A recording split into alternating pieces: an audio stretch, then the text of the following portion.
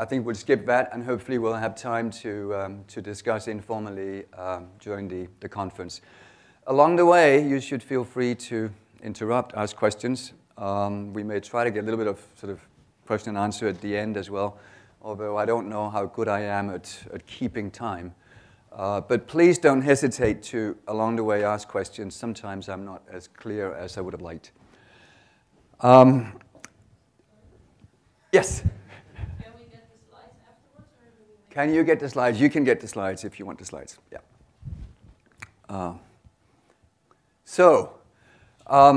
There's a lot of material I'd like to cover today, and here's a brief overview. I hope we'll get through all of it, or at least most of it. But should we not get all the way, then I guess I'll be happier if we have good discussions along the way. I'll start out with just a few facts by way of introduction, and also outline briefly what I see as some of the standard explanations for what has been happening.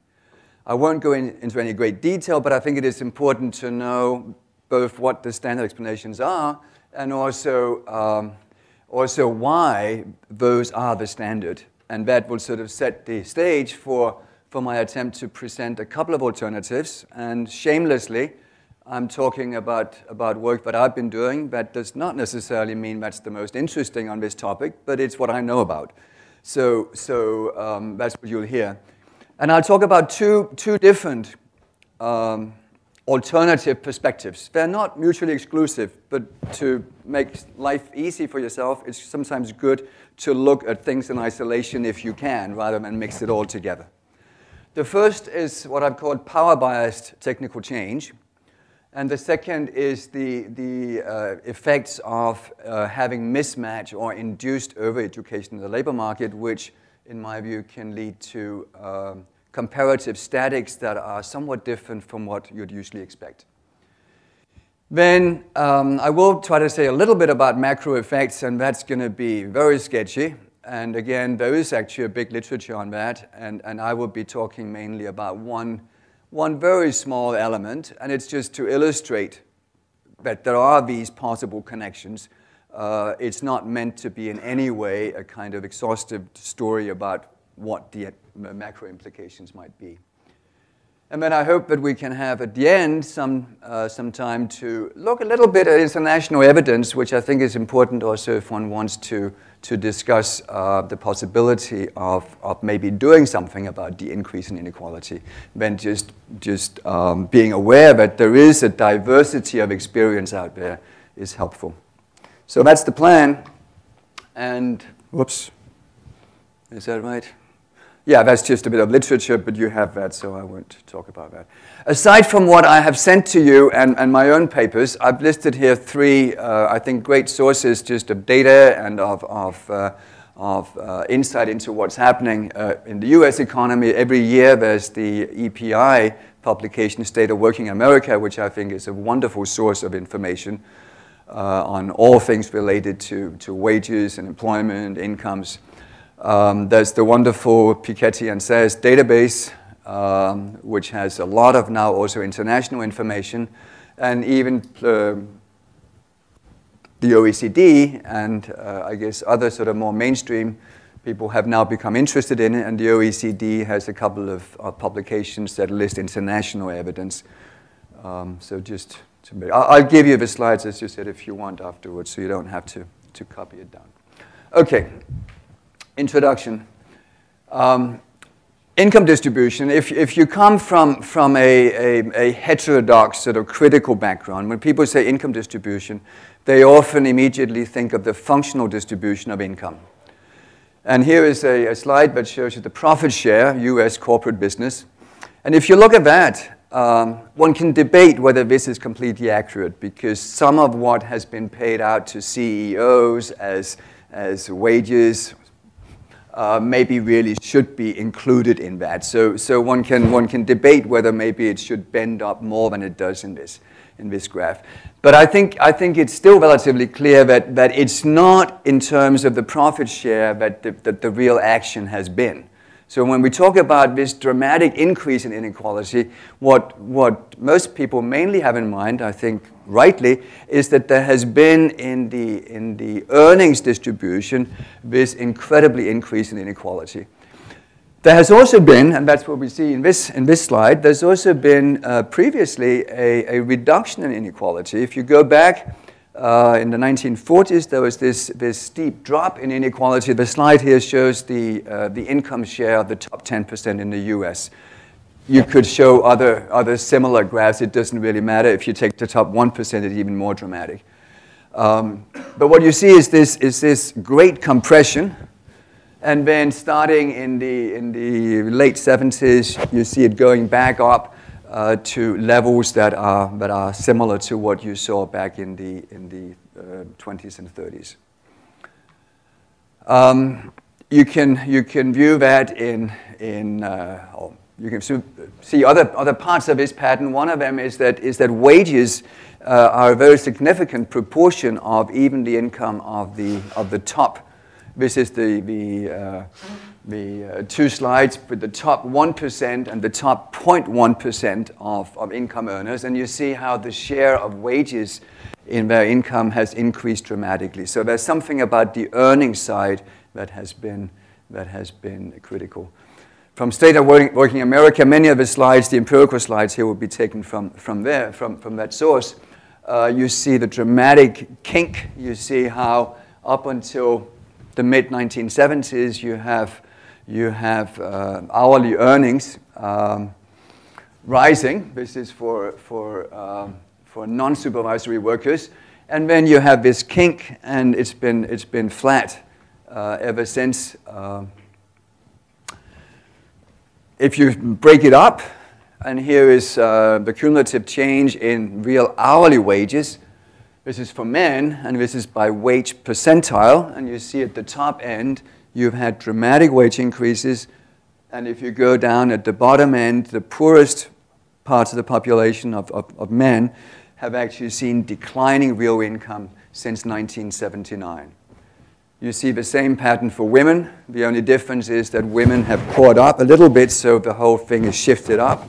But you still see that it's the rich who have had the high increases in income. College wage premium, another element that captures some of this, both for men and women. If you're college educated, the premium over what you'd get if you didn't have a college degree has been increasing relatively steadily from the late 70s. And then here is a slide that says a little bit about, is this something, in a sense, we should worry about? One could have argued, or some people have suggested sometimes, that taking a sort of income distribution at a point in time shouldn't really matter because there's a lot of mobility and people move around all the time, so that's not relevant. But what we do see here, this is a measure of the elasticity between parental income and son's earnings. And as that elasticity increases, that means you get less mobility. If you're born to a rich family, you tend to be rich as well. And you see how that elasticity has been increasing steadily. So this myth about high mobility and we shouldn't really worry about it is not really justified. Okay, these were some stylized facts. You could present tons of these, but just to set the stage. Now, there are a couple of, probably if one asked sort of in general people, what do they think explain it? I think there are two sort of fairly obvious explanations that would come up. And one would be institutional changes like neoliberal society now. You see decline in unions, you've seen declining minimum wage, you've seen deregulation, you've seen all these different institutional changes. And that might seem to be an obvious place to start. You could also say globalization. That comes up perhaps even more. If you talk to people, globalization, you have increased trade, you have capital mobility, and that has been part of what's been going on, and that may have been putting pressure on wages. Now, just to illustrate, here is the trade figure that shows that, yes, indeed, the US, a lot of this is US data. We will get some international data towards the end. But US has become a more open economy, and you see the import share increasing and the import share also from less developed countries. has gone up dramatically. Some of these changes in institutions here, you have the real value of the minimum wage, which is now much lower than it was back in 1967. This is the absolute real value of the minimum wage, which has been going down like that. If you try to scale it by looking at the minimum wage relative to economy-wide productivity, then it's even more dramatic. So if you think of that relative to what would be the average potential income, then the decline gets even more steep. And here's union coverage, declining as we know. You could also look at how militant are unions. Here's an indicator perhaps of that, or workers, how many people are engaged in work stoppages. Again, over the period from 1947, you see the decline in that. And finally here we have taxes.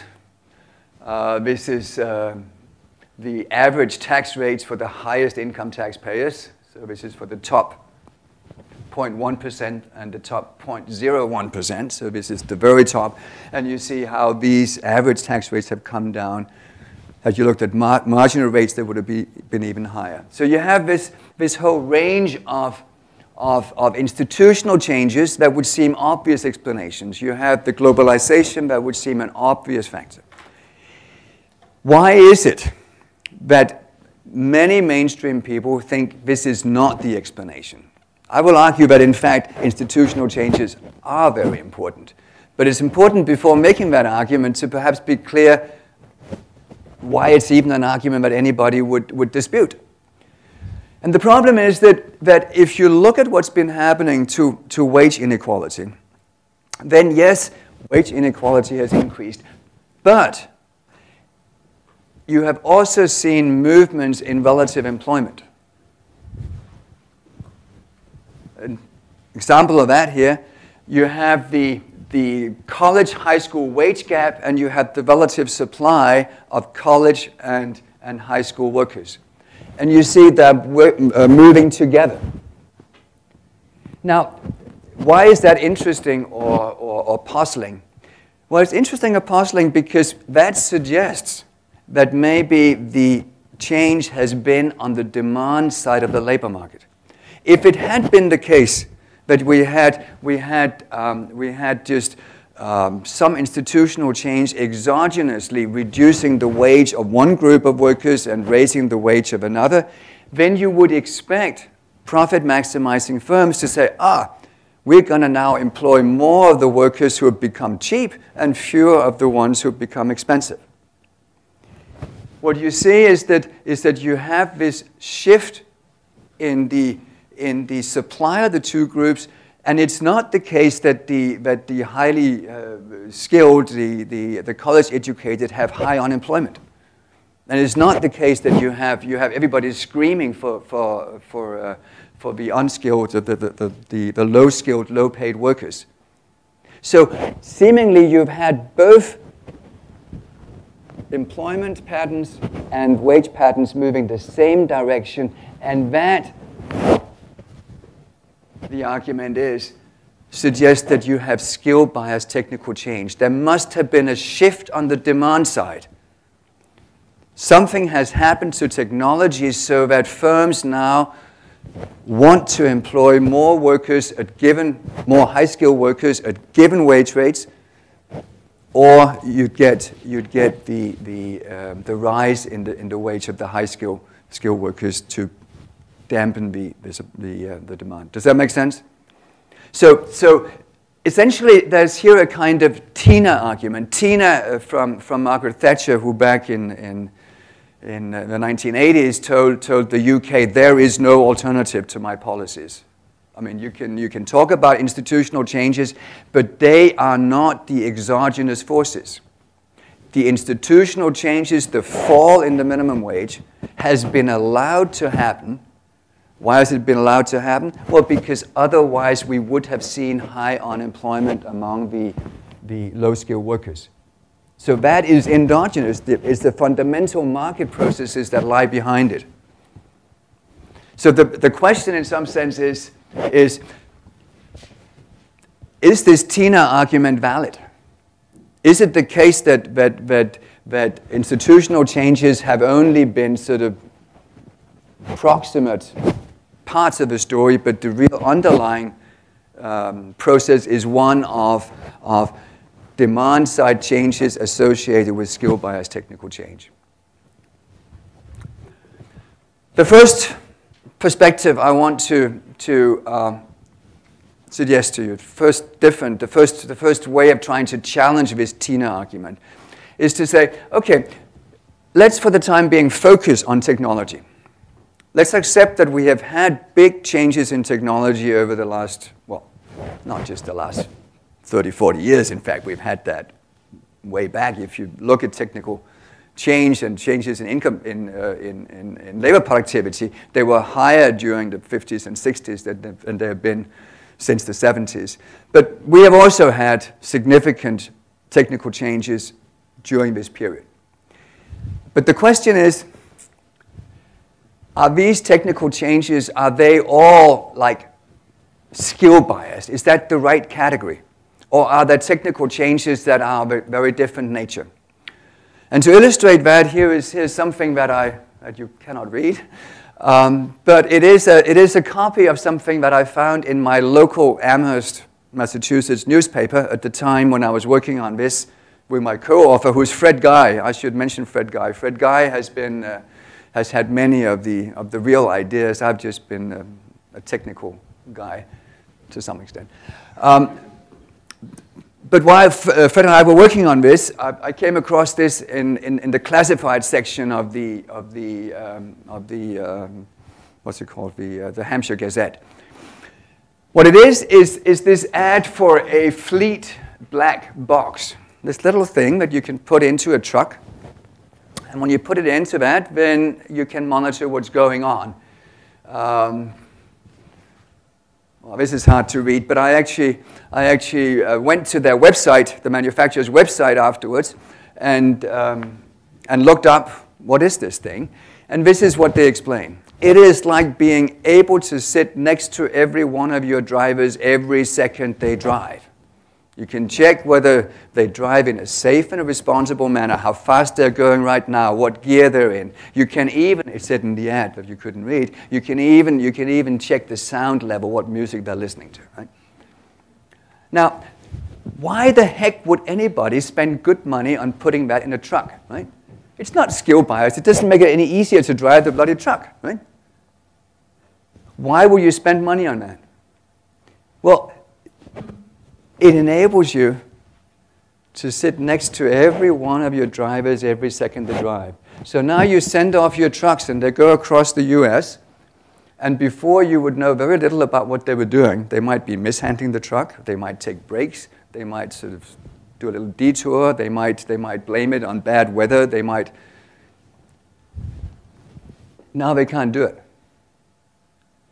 What we have here is an example, and it seems to me a very pure example of what we call power bias technical change. Before, the truck driver had some power, the power to inflict some kind of damage on the owner of the truck. If the truck driver did not feel well treated, there was a way of responding. If you don't pay me well, treat me well, I won't work well. Right? And of course, the owners might realize that, and they would pay what in the literature is an efficiency wage, right? You cannot monitor perfectly what's going on, so you may want to pay workers well so that if you catch them doing something bad, you can fire them. And that threat, the fact that they have this cost of job loss, is what makes them perform. Right? All of a sudden, you're now able to monitor what your truck drivers are doing. And that means you don't have to pay them the same kind of premium. Is that an isolated incident? No, I don't think so. Here's another example. This is from Business Week, and this is again at the time when we were first working on this. They had a special report on future of tech, and where they're talking about how computer technology is being used. And here's an example from the retail sector, where you have now the software that analyzes cashier transactions for signs of fraud. Right? Here's what they explain, that no part of the store churns up more data than cash registers. And this is where employee theft is most likely to pop up. And now with the press of a button, managers can highlight irregular register transactions, etc., etc. It's part of a bigger story in the retail sector, but again, it has this improved monitoring element, this power bias technical change element. Think of call centers. You call somewhere, and you're told that this call may be monitored for quality control, right? Why is that? I mean, I think there are numerous of these examples of how technology, improved technology, has shifted the balance of power, in particular in some relatively routine kind of jobs, in ways that have nothing to do with skill, but may still have an important impact on wage setting. And that's what this slide says. We have the new information and communication technology, and that improves firms' ability to monitor what the workers do and monitor the state of nature in which they act. What you should be doing depends on what the situation is, how many customers are in the supermarket. And they can manage information flows. What this would give you, if you wanted to try to formalize this, move beyond the sort of anecdotes here, and try to set up a small model and say, hey, what is the logic of this? Now assume that this takes place. What is the logic of it? Then the way you would want to formalize it is that you want to now make the risk of getting fired, making that more sensitive to how hard you work. It's not the absolute sort of, what is my percentage risk of being fired next year? It's not that absolute number. It is how sensitive is it to precisely what I'm doing. Right? You can monitor more finely now, and that means that sensitivity has increased. How can we do this? I don't know. I know that some of you don't maybe like a lot of math, or at least I'd expect you don't like a lot of math. But I do want to just put some of these equations on the board, and I'll talk about what they mean, so don't worry about too much the details. So if you want to now use this setting to explain increasing inequality among workers, then clearly you need to have at least two groups of workers, right? So the simplest possible model would have two types of workers. And to make life easy, I'll assume that there's complete symmetry. There's the same number of each of these workers, and everything in the model will be symmetric except for one group of workers. Now you get an increased ability to monitor, right? So there'll be, in that sense, high power and low power. The low power lose power because they can now be monitored better. That's what I want to examine. I'll assume that there's no mismatch. I think I say this mainly here because the next sort of big item on the agenda will be precisely when we have mismatch. There's no mismatch here. So we have the one group of workers that have a particular type of job, and the other group, well-defined workers that take the other job. Was that a question? The question was exactly what you just said. Yeah. So it's two production processes. It's not two types of worker doing the same thing. It's one production function. You have one output, but you have two groups of workers. So these are different jobs, and there's one group of workers that can do one job, and the other group can do the other. Does that? Yeah. Yeah, so production function is down here, and you see that I have included not just the N's, which was the number of high and low power workers, but also E's, that's the effort. Now you can monitor, and workers will maybe speed up effort, and they would certainly provide effort or work in a way so that maybe they don't risk being fired, right? That's the whole essence of this type of model. Workers have to decide how much effort to provide, and if you look at what I call the objective function, what you see in square brackets is the difference between the wage and then the disutility of working, which depends on how hard you work, and then there's a fallback position. So if you didn't need to worry about being fired, you would just put your effort low, you'd sit and play cards in the corner, and you would get a high utility flow. What prevents you from doing that is that you have multiplied onto that expression, you have this function that depends on E. And that's, in some loose way, is how long can you expect to be working for this firm before you get fired or lose your job for other reasons. You may move to Seattle to marry somebody, right? And that P function depends on E, because if you don't work hard, if you sit and play cards, you'll probably get fired. So you will lose that job rent, that extra premium you get. So you have these two effects of effort. It costs you in terms of current utility flow, but it means you can probably keep it longer. And you're trying to balance those two. P is continuous here. You can differentiate it, and I will be doing so. Yeah. Then you have some first-order conditions, and you can derive from that what weight setting will have to satisfy, and you can impose symmetry conditions now. Everybody, all firms pay the same wage, et cetera, and then you come to an equilibrium. You can solve now for the endogenous variables, which would be our wages for the two groups of workers, how much effort they provide, how hard they work, and what's the employment. You can solve for that as a function of the various parameters, and in particular as a function of how elastic is this firing function with respect to effort. That's what I said. If you can monitor well, then if you start playing just a little bit of cards once in a while, you get fired, right? So it's the sensitivity, it's the elasticity of that P function that matters. And that is what I have labeled mu.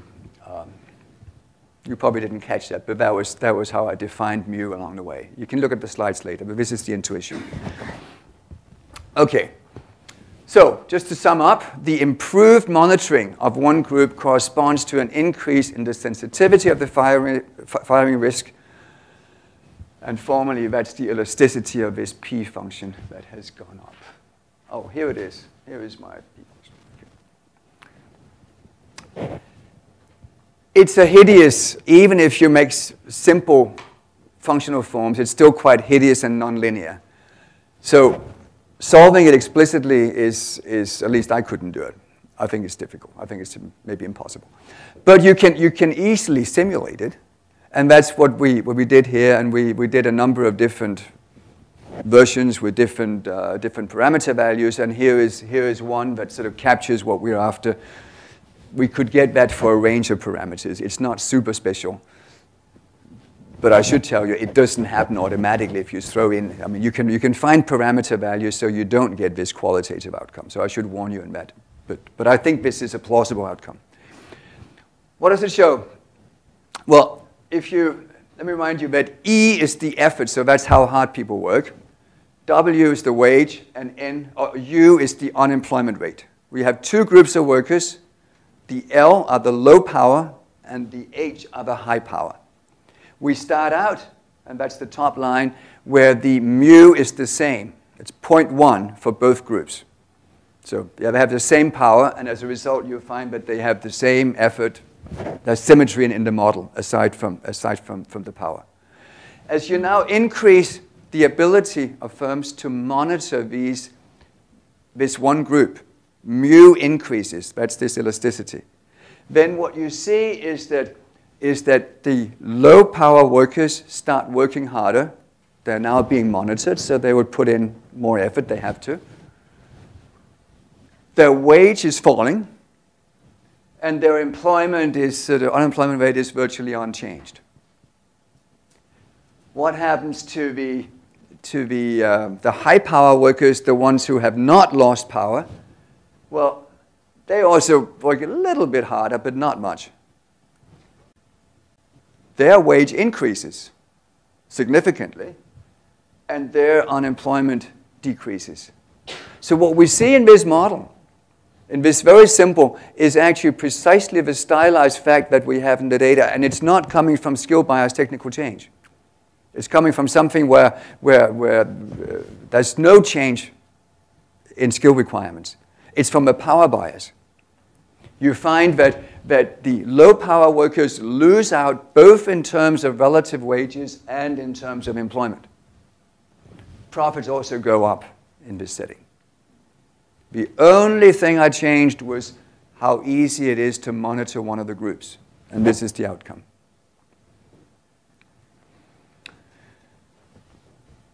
Yeah. Yes? Is monitoring seen as something that gives you a certain outcome? Like, is it also possible to make it probabilistic, that you can monitor him but you don't know for sure if he's working? Yes, I mean, this is sort of built into the model almost. It's a good question. You may not, I mean, even with these new gadgets, you may not monitor completely. So you have still a probability that you lose your job. In the limiting case, of course, you could have that there's a required effort level and you monitor perfectly well, and if you go below that, you just lose your job. And then now you can have a contract that is conditional on exactly what effort level. What we're talking about here is just moving towards better monitoring. But it's still just that if you work less hard, your probability of being caught and losing your job has gone up. Yeah? What about the outside option of the workers? Because you showed that effort goes up, so the visibility of working goes up, yeah, and the wage goes down at the same yeah. time. So it looks to me as if the participation constraint could no longer be satisfied. That's taken care of. That's what makes it hideous. If that was constant, then it would be relatively easy to solve it. But because that's endogenous, you have to go back and see what's happening to that. So basically you assume that this power-based technological change applies to all these jobs these workers could apply for, because then the outside option automatically gets worse. I have the two groups of workers, yeah. So it applies to the low-power jobs that the low-power workers can take. The high-power jobs, there was no change in monitoring. You could raise that if you want. I mean, the power bias just means that they don't move the same way. One comment one should maybe make is that in this setting, it's fairly obvious that you can have new technology being introduced even if it's not sort of welfare enhancing, even if in some sense it's not technically efficient. If I have a new technique, I'm the firm, I may want to introduce it even if in some sense the technical efficiency is lower, if the new technique enables me to monitor my workers better so I can squeeze them. As long as I can squeeze them by more than the loss in technical efficiency, I can still get more profits. So yes. Sorry. Are the workers for whom monitoring is more difficult? It seems like they're extracting some of the surplus that's created by the monitoring technology that should, in some sense, go to returns to capital, but instead they're hiding behind the difficulty of monitoring them and basically extracting that. Is that a fair read? I don't know whether it should go to capital, but I think you're right that yes, as we can see, when you improve the monitoring one group, the other group benefits from it. So in that sense, you're right, and they do get a job rent from being, from having the power and being hard to monitor. So they get more than their fallback. They also have an obvious incentive to increase the difficulty, the perceived difficulty at least, of monitoring their output. Oh yeah. I mean, any worker would have an interest in making it hard to monitor what? Yeah. So that's right. Yeah.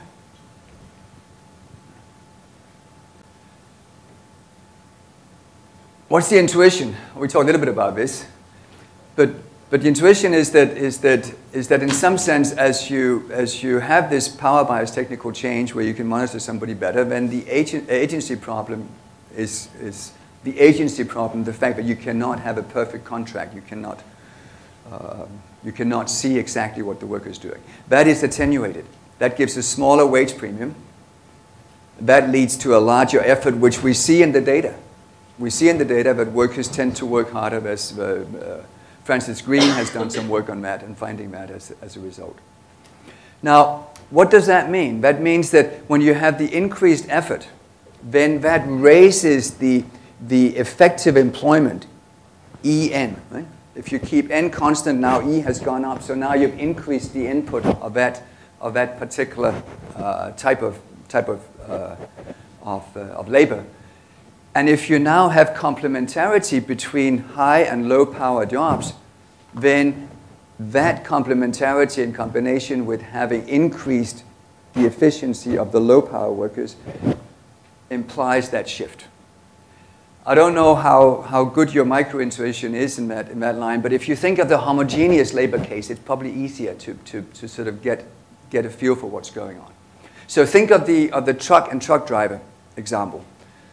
So you have complementarity here, one truck driver per truck, right? Or per hour that the truck is driving, you need one driver.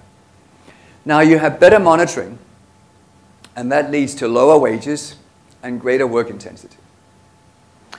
Greater intensity implies fewer workers per unit of freight that's being carried. And that means that unless you have a very elastic demand for these transport services, you would now get both the wage lower and the employment lower. So here you see the sort of complementarity, and the same thing works in the two types of labor story. Okay. This was a relatively simple version of power bias technical change, simply being able to monitor a worker. We argue that in some ways power bias technical change can be seen in a broader context. Information technology, communication technology, is a constraint on how large companies operate. Right? Example, imagine you were a large company in the days of the telegraph. You were trying to organize production both here and in Chicago, right? Okay, you can have a factory in Chicago and you can have one here, and you can by telegraph say, send more stuff, right? And then they send more stuff. But you need to have a lot of things pre-planned. You need to know exactly what that stuff is, right? So you basically just send a number. You cannot say, hey, we need to change the design of these shirts we've been making. So here's a new pattern, and could you cut it differently? And there are severe limitations on how you can organize things when you have communication technology that is restrictive like that. You need the pre-processing. You get, as a result, relatively rigid supply systems. You don't get lots of outsourcing where you have sort of different firms that are your suppliers and they're all over the place. Instead, you get vertical integration within the company with this single flow of output. What does that mean? Well, if you have this vertical integration and inflexible production, then that would tend to make firms vulnerable to interruptions anywhere along that supply chain. Which means that workers anywhere along that get significant power. A small group of workers can disrupt a big company by just cutting off one link. If you have outsourcing from a number of different places, if they decide to strike at one factory in China, you can quickly switch and you can get more from somewhere else. Right? But if you have a rigid supply line, then unions along or small groups of workers get significant power. What does that mean? It means that you may actually find that big companies would have an interest in orderly labor markets, in having unions that they can negotiate with, unions that can afterwards sort of enforce the contract and make sure you don't get wildcat operations shutting down the whole thing. An orderly labor market with recognized unions and negotiation could, in this sense, be an advantage also to big business. An example of some of this could be back in one of the famous examples, I guess, from US labor history, the General Motors strikes in 1936 and 37, where a very small number of people shut down a couple of key factories, and within a couple of months, General Motors agreed to negotiate a contract with them, and then the UAW grew rapidly after that. I was looking at any indication of is that recognized, and I think it is recognized in literature here and there. But I also came across when I was Googling something, this came up, and this is from the Wisconsin Code, Chapter 111, which sort of says it. This is for public sector unions, so maybe one should be a little bit careful about applying it to the private sector too. But it does make precisely this argument in favor of unions. It says that public employees and the public itself have an interest in industrial peace, regular and adequate income for the employee, and uninterrupted production of goods and services. Toward that end, an employee has the right, if the employee desires, to associate with others. So in this legal setting, it's actually stated precisely that unions may serve that purpose. Now, another little caveat. This may have sounded up until now as a very deterministic technology determines what's going on. In that sense, maybe very Marxian kind of the basis, and then you get the superstructure on top of that. But notice that the firing risk, which was central in the example that I gave, in the simple model, it describes firm behavior. Right? It's the firm that chooses to fire workers.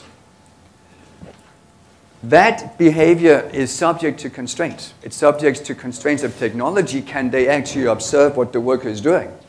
And that was what I emphasized. But of course, aside from technology, there could be other constraints on what the firm can do. It may be able to observe, but there could be regulation or strong unions or other factors that prevents the firm from actually taking action even if the worker has been caught shirking.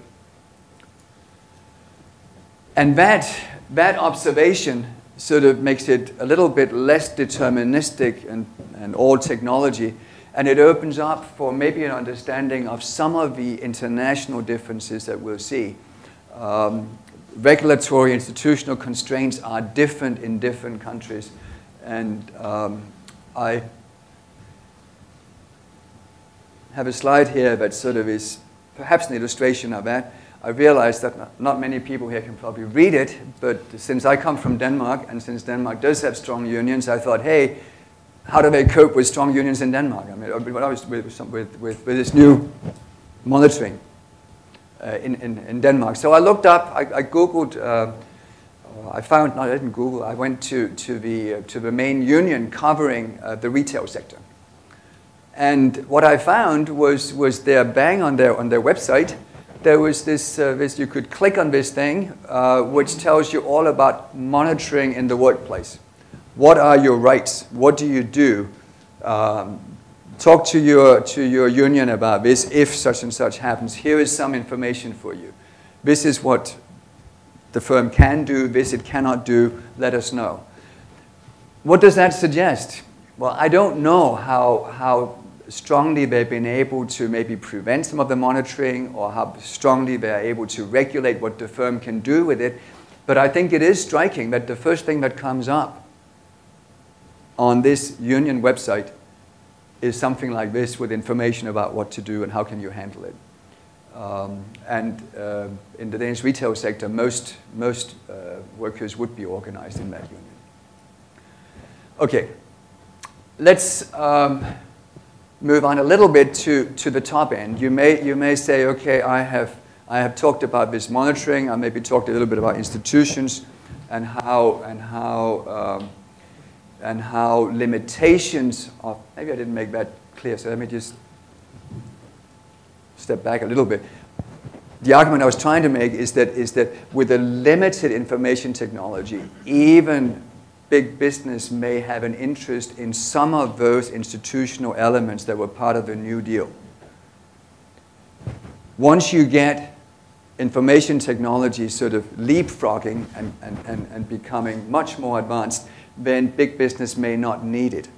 So institutional change in that sense may be related to or facilitated by some of these changes in technology. That was the argument I was trying to suggest. I did show you in the beginning that some of the big changes have been at the very top. So let me spend just a few words here talking about CEOs and the top end. This is something that with that guy I'm currently working on a little bit because we thought we should update or think about that and see how it might fit in. This table just tells you basically that CEOs and people in the financial sector are a very important part of that very top, and that their income share has been increasing. If you look at the top 1%, that's the first 3 lines. Can you see this? Can you read it? Okay. So that's the top 1%, whose share of income has gone up from 9.7 to 21% between 79 and 2005. And the executives and finance workers is 4.8, so almost half of that, and that's gone up to 11.3, so that has actually gone up even more in proportionate terms. So this is not an insignificant group. Another way of looking at this CEO story, of course, is to just look at a CEO relative to the compensation of their workers, and you see here this dramatic increase. So now you have, this is for the top 350 firms ranked by sales, and you see that now the ratio is around 2 to 300, where before it was much, much lower. How can we explain this, or does this fit at all within the kind of efficiency wage story that I've been telling? I think it does fit. I think, but it requires some modification. When you get the information technology, communication, that enables firms to basically shift production around the globe and move quickly, shut down, move to China, then in some sense, this increased flexibility increases also, in a sense, the scope of decisions and both the damage and the gain that can come from CEO decisions. CEO make these decisions and they can make or break companies. If you decide to move to China, it can be fantastic or it can be horrible. Now, this, in some sense, you could say would look a little bit like a skill bias technical change, right? The marginal product of CEO input has now increased. It's more consequential. But the question is it that aspect that is dominant, or is it maybe another aspect, or it could be both of them? The other aspect I have in mind is that this increased flexibility, this more volatile environment within which firms work, also brings greater uncertainty. And that means that in some sense it becomes very difficult, given all these sort of random shocks in this uncertain environment, to monitor the top managers and make sure whether they've done the right thing. So you have the combination of maybe in some sense increased marginal product of good decisions, and at the same time a greater difficulty in figuring out whether in fact they did make what looked like the right decision. You can also talk about how maybe at the CEO level there's been increased mobility and because of more general skills. I won't really talk about that here, I guess. Now, we were thinking about this, and initially I guess we thought, oh, well, this is really a skill bias, so maybe at the CEO level we're now coming back to that being the story. But then we thought a bit more, and we set up a small model, which I won't present in detail here, but we will write it up and it'll hopefully be available at some point relatively soon. A small model in which you have a single CEO, and the profits of the company depends on the CEO effort. You can view that as a broad measure, both of putting in a lot of work trying to figure out what is right, but also maybe pursuing the right objectives and not thinking only about getting a nicer corner office or more corporate jets or something. So CEO effort is important, but then there's this random component. And we now have that new flexibility implies that profits become more sensitive to effort, but also that we get a larger variance of the random shock. That's the two elements I talked about in the environment. And if you now think about it in this setting, then it becomes perfectly possible that if outcomes are more sensitive to CEO effort for a given degree of uncertainty, that would actually alleviate the agency problem. Because profits respond to how hard the CEO is working, you would now relatively easily could see whether the CEO has been working hard or not. And therefore, you wouldn't need to pay as much. Believe it or not, you can formalize this and you can get that as an outcome that is not weird. Again, it does not necessarily happen. It does depend on assumptions, but it's a fairly robust outcome. Whereas the greater uncertainty, the second component, that aggravates the agency problem and definitely raises pay. So our argument is that although at the top level there may be a little bit of this kind of winner-take-all marginal productivity has gone up, that may not actually help you explain what's been going on, because that tends to alleviate the agency problem, whereas the greater uncertainty unambiguously goes the right direction in the sense of enabling us to explain what has been happening. Yeah. I would like to finish this before maybe we take a break. I've been told we should try to take 2 breaks, short breaks of 10 minutes. Before we do that, I want to just talk a little bit about how I would like to extend this a little bit. In our formal modeling, we have quite deliberately been staying very close to what you could call mainstream sort of efficiency weight models. You have these utility functions that reflect my own income, and they're kind of exogenously given, and then my effort. But perhaps that version of efficiency wage model is not the most promising. There's a literature, Akerlof has been talking about, you can get efficiency wage models that are based much more on fairness kind of ideas. There are norms of how you should treat me, and if you treat me fairly, then I'll treat you fairly. But it's not a kind of utility function where utility depends on my consumption or my income, right? And that's just exogenously given.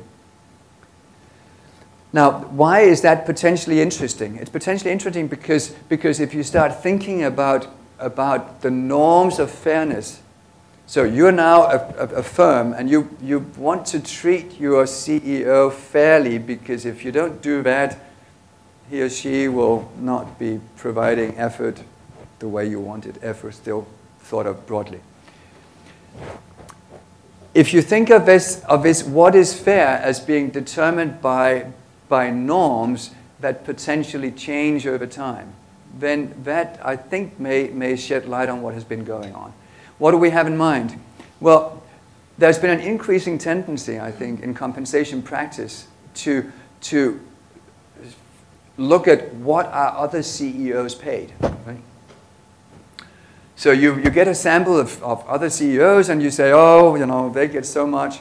And then you get a kind of Lake Wobegon effect. I mean, our CEO certainly should not be, is not worse than the others and should not be paid less, so everybody has to get paid more than the average, which itself is something that tends to ratchet up CEO pay. Finance has experienced an explosion of income pay, or pay to people in finance. If that enters the reference group, the comparison group in any way in terms of its fairness, then that factors in.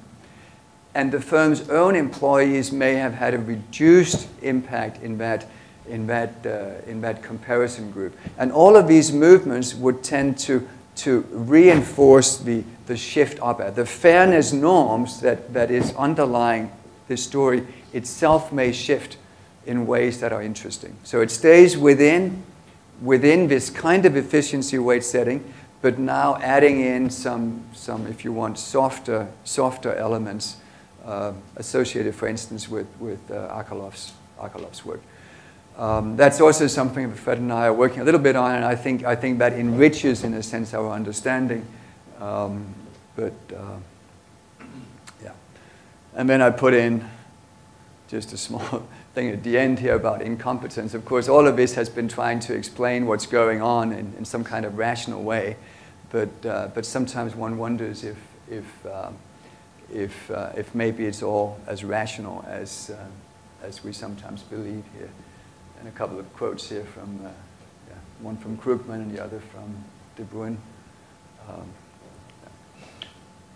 I suggest we take a break now, the first 10-minute break.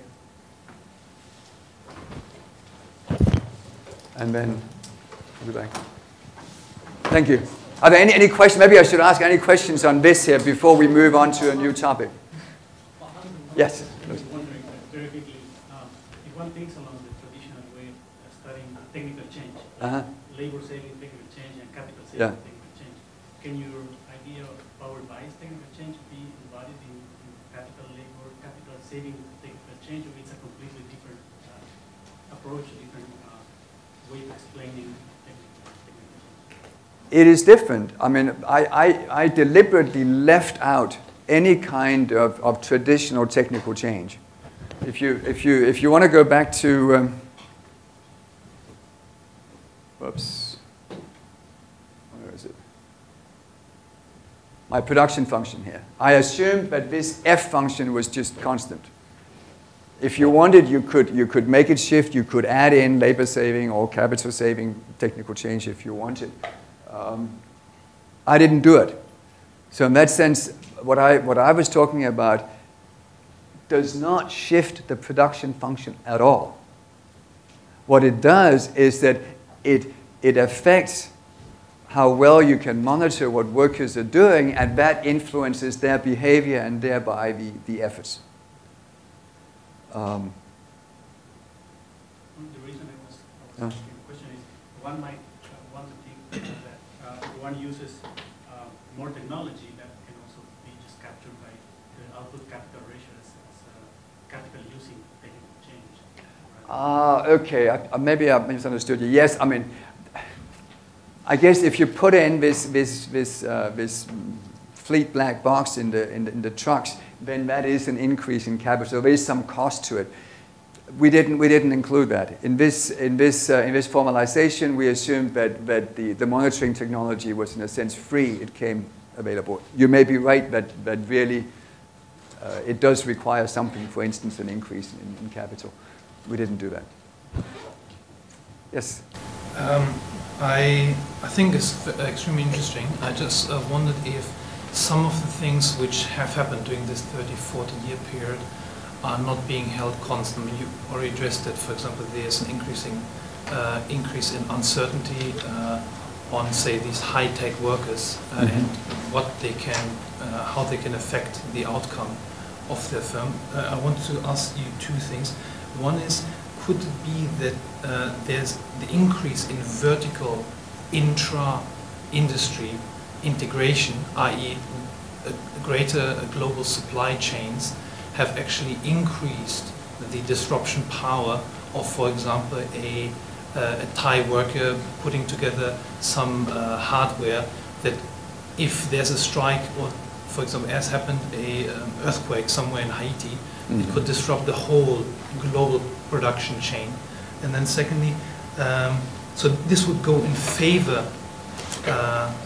so in reverse. That would make the workers stronger. Yeah? Exactly. Yeah. And secondly, you mentioned truck drivers and cashiers.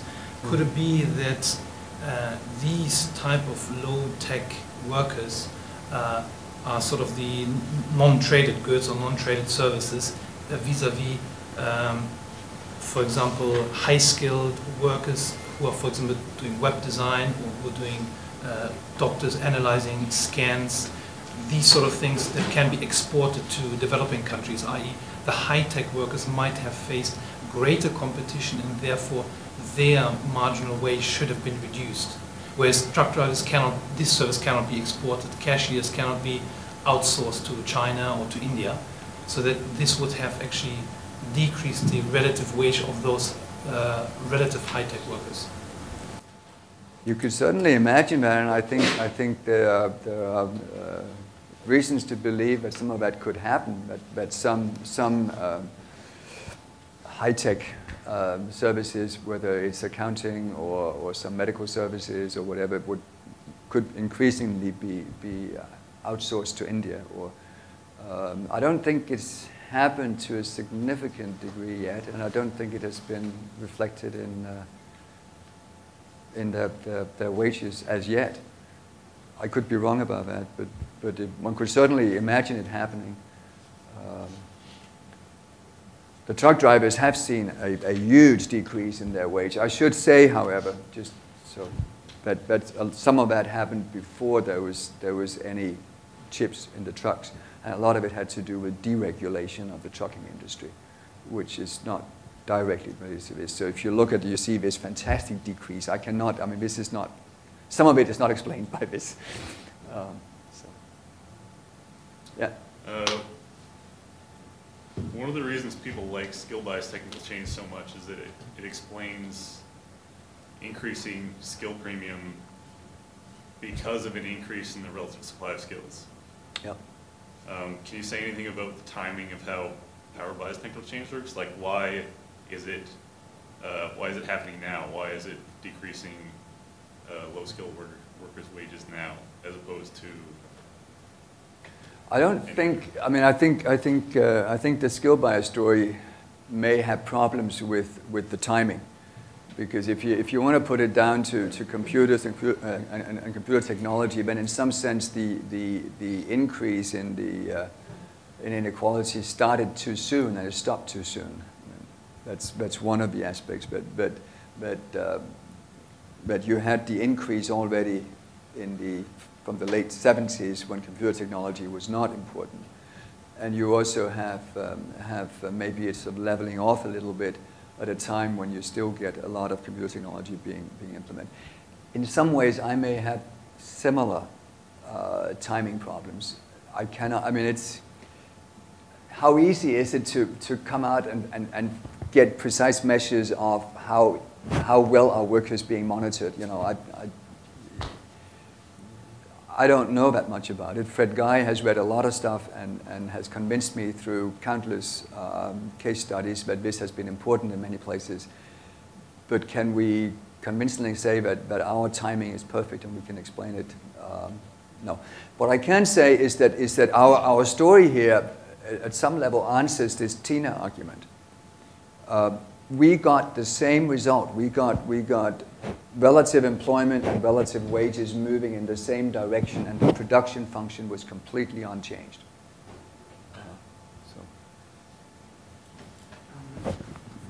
Maybe it is rephrasing your question in a somewhat different way, shifting away the emphasis from the skills. But I think what is behind this whole thing is the question: how transparent is it to the employer what the employee does and whether he does it right? A lot of effort. And I mean, if you look at concrete tasks, and for instance, high skills, going back to concrete tasks where now you have 20 people sitting in front of a monitor instead of hammering on something, then all of a sudden this process is much more opaque and it's not quite clear whether they're on this page or on the spreadsheet that they should be on, right? So there's, I think with a lot of concrete technological change, there's an opposite direction in which this goes, which makes monitoring actually more difficult. And of course, these counteract with this. I don't know. Would you consider that important? Is that something that you have to address empirically, or how would you do that? Oh, I did not mean, if maybe I did. It was not my intention to say that the technology has unambiguously all over the place led to increased monitoring. I think the key point was more the bias, that some types of jobs now can be monitored more closely and other jobs cannot. The CEO, we were arguing, cannot be monitored as closely. It's harder to know whether the CEO is doing a good job. So it was the bias, and undoubtedly also among relatively low-paid, low-power type occupations, there may have been movements in the other direction. We're not claiming that all low-paid jobs can now be monitored better, and all high-paid jobs are the same or cannot be monitored as well. That's not what I was implying. Oh. It's just the flip side of the story. Maybe that's exactly the thing with the Yeah. what this person has done for Yeah. the students. Yeah, harder to know whether the right decisions have been made. Yeah, yeah. No, that I agree with. Yeah. Johannes? I have a quick question concerning the mathematical model where it's just saying this complete symmetry assumption. Is that essential in deriving the results? Is it dependent on that, or is that just a technical convenience, so to say? No, it's more. I mean, you don't want to leave yourself open to the charge. Hey, you cooked the books by introducing all kinds of asymmetries. So we started out with something where they're complete symmetry, and they get the same weight. And then we say, okay, let's now change one parameter only, namely, how well can you monitor the low-paid work, the low-power workers? So that's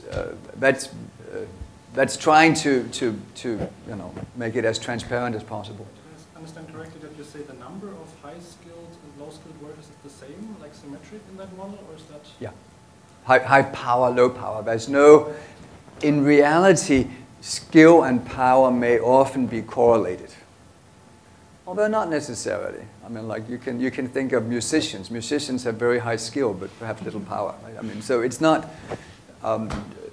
Often there may be a correlation, but yeah, no. We assume complete symmetry. Symmetry in the production function when we parameters. I mean, so. Have you tried what changes if you go beyond this assumption? Did we do that? I'm not sure we introduced lots of asymmetries like that, but that I'm not worried about. Maybe I should be.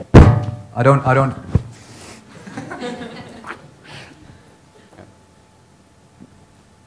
Maybe we should do it, but I don't think we've done that. We checked robustness to a lot of parameter changes, but we didn't. I don't think we changed the symmetry. Oh. Yeah. So this model output does not change after the model. Output does not change. The reason I'm asking is I'm wondering what the intuition is for why the low manager workers.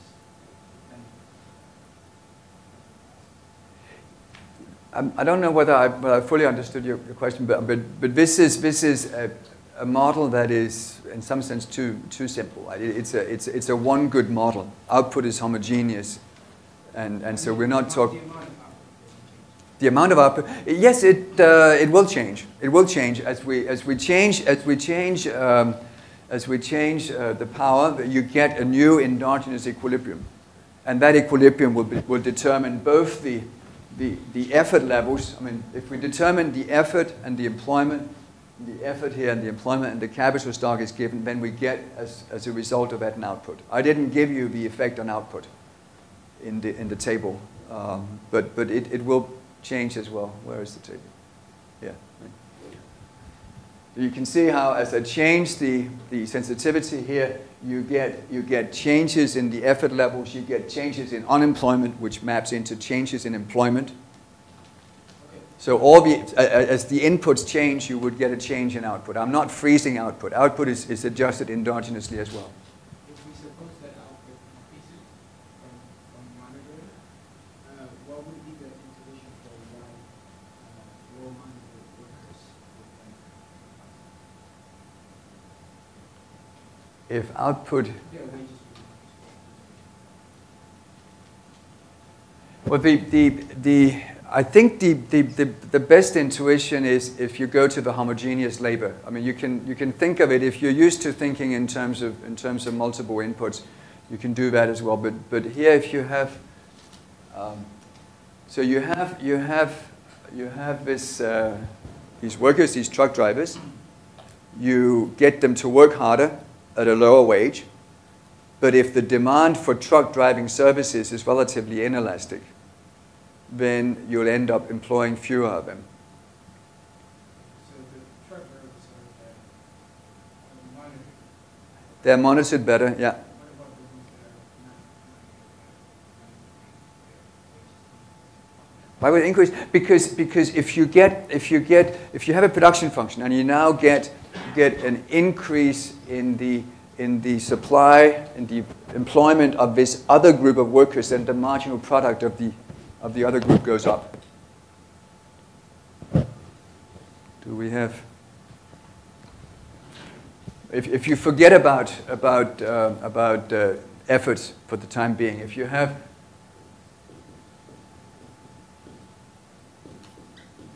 output as a function of two types of labor, L1 and L2, then you would get. Peter, use another pen. Well, that's easy. Is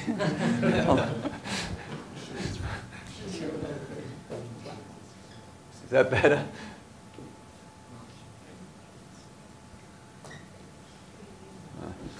That's not much better. But you get the relative wage would depend on the relative employment, right? So in some sense, if you get more employment here, and you get that by increasing their effort. So you increase effort. Effort goes up, that increases this part.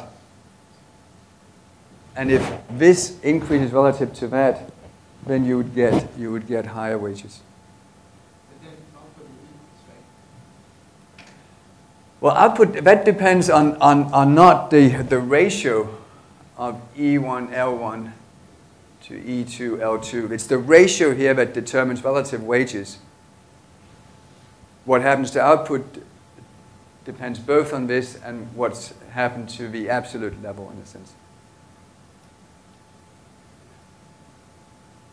I may misunderstand your question. Maybe we should talk about this and we can write it down so we can. Yeah? Just one quick question on how you conceptually think results from this can carry over to, say, European labor markets, where I mean, very often in theory we've been told that somehow the efficiency wage model is the one to be used for non-unionized labor markets, and the trade union model is the one we should use for the European ones. I mean, somehow the result is attractive. I wonder how do you think can carry over to that case? I think that's a good question. And the answer is that initially we thought of this as a model for the US labor market. We were primarily interested in what has been happening in the US and some other Anglo-Saxon countries where you've had this big increase in inequality. You've had less of an increase in many European countries. So that was our starting point. And we thought, hey, the efficiency wage model is a good starting point for this, and it captures our notion of power, and so that was good. My response to how does this fit with the European would it's not a very good response because it's not very complete, at least as yet. But it has to do with this slide here, right? The firing risk, in a sense, depends not just on technology, but also on the regulations and institutions. And you can make the case that in the European setting where regulation may be tighter and unions may be stronger, there may not even be the same incentive to introduce some of these monitoring technologies, because if you can't act on it in any case, and if unions are opposed to it, and even if you do introduce them, there may be limitations in how you can punish your shirking workers. And that obviously would affect the outcome. So at the moment, my tentative answer is that maybe I would now push this framework to be relevant more than I thought initially, also to a European case. It just requires that you bring in some of the non-technology issues much more strongly in the interpretation of what's been going on. It's not a very good, because it reflects something that I'm not still quite clear about in my own mind. It's also with weakening unions in parts of the European labor market, so it's very complicated. I hope to be maybe thinking and working more on that, and maybe in a couple of years I could give you a better answer.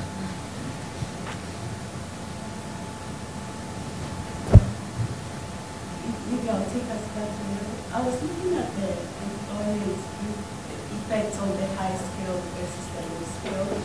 As you get more low skilled employed, whereas your wages get lower.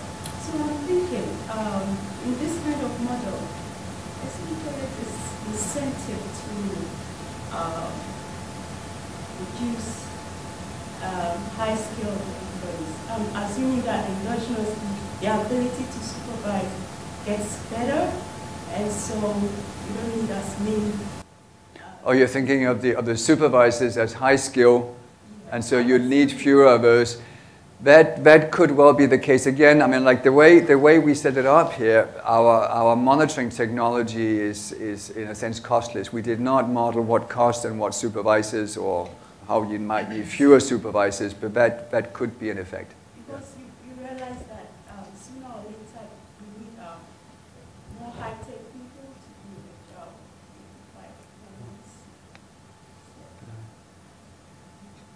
I don't have a good answer.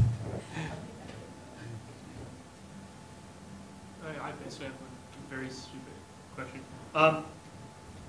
Thank you so much for challenging the Tina assumption. That was, that's the major thing in your model, I feel. It's just your focus on effort instead of value-added production per hour is something I find a little disconcerting on an intuitive level.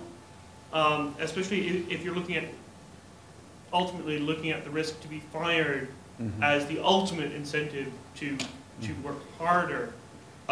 What's the reflection? How does your model relate to real economic data? So it has a great theoretical construct, but what's the explanation power behind your model for real economic data? Well, a lot of this we don't have data for. It's very hard to measure relative power. But let me just repeat one thing that comes out of this, and that I think there is evidence for, and that's the increase in work intensity, in particular at some lower level jobs. And I think that has been documented. And that comes out here as, hey, this is an implication, along with the increased inequality. But of course, most of these things you cannot look up the statistical yearbook and find a measure of effort. Right, but you could say that increased work intensity could be partly explained by a diminished value due to trade, due to the openness, to a diminished value added component per hour worked. In order to make up that diminished capacity, you'd have to add to intensity. You're absolutely right, but there may be many other. I mean, I do not want to suggest that this is the only thing that's going on. Right? There could be. Personally, I think that the sort of globalization broadly has been very important. I also am willing to accept that skill biases in some cases have played a role. I think that when we come back after the break, I'll be talking about something very different than this, that I also think has played a role. So I mean, I hear you saying, hey, that there's other stuff going on, and that is, I buy that. This was, I mean, I think when you do modeling, you often want to strip away as much as you can and focus on this is the mechanism I'm interested in. Let me try to highlight that and see whether the logic of what I'm saying is sound. If you throw in too much at the same time, it's much harder to figure out where the damage comes from. So that would be. Shall we take a 10-minute break? I love this actually, but maybe we should just stop and keep talking instead of. I think we need a 10-minute break. I think I need a 10-minute break. I can feel that I'm not thinking. Okay, I guess we're ready to roll again. And I guess we'll have only one break, and we've had it now. So the next theme, as I said, is different. It's not. It doesn't exclude the power bias, but it's a different angle. And again, something that I think could be relevant for what we've seen, but it's not the only explanation. There are other factors playing in. As you can see very clearly, this is a graduate. He is a college graduate. And as you can also see, he did not get the job he had hoped for. I don't know him, but I got his picture from Business Week, which a couple of months ago had this story about how college grads find a retail Amiga route to job market. They tell us how overeducated, underemployed, and disgruntled these graduates are now staying at home in their parents' houses and unable to find the jobs they look for. And instead, students with advanced degrees end up working in these relatively low-skill positions. You see similar stories. When I gave the talk last year, I think I had a picture of somebody from New York Times that also had a story of that nature from a couple of years ago. But you see it all the time. And here's a little bit more sort of organized information on that. This is from the State of Working America.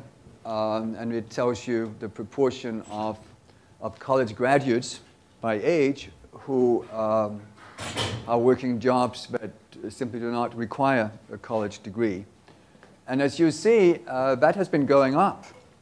But perhaps just as noteworthy, it's starting at a very high level. So we're talking for the young 20 to 24 age group, which may, I don't know how many college graduates there are in that age group, but I guess there are some. It's very high, up to close to 40% of those now have jobs that do not require a college degree. And if you look at the 25 to 29, then it's almost 30% that in 2010 were in jobs for which they were overqualified. But even back in 2000, the percentages were quite significant. I couldn't resist this one. This is from the New York Times, and I guess it's sort of just indicative that the problem is serious enough that even agony aunts have to take it into consideration. So here's this agony aunt kind of thing. What do I do? I'm overqualified. I got this job. How do I cope with it? And you get good advice on how to cope with it from this.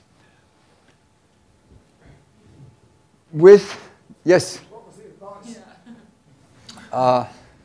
Look at the bright side, sort of thing. What does it say? Oh, I didn't print the advice. I think it's basically look at the positives.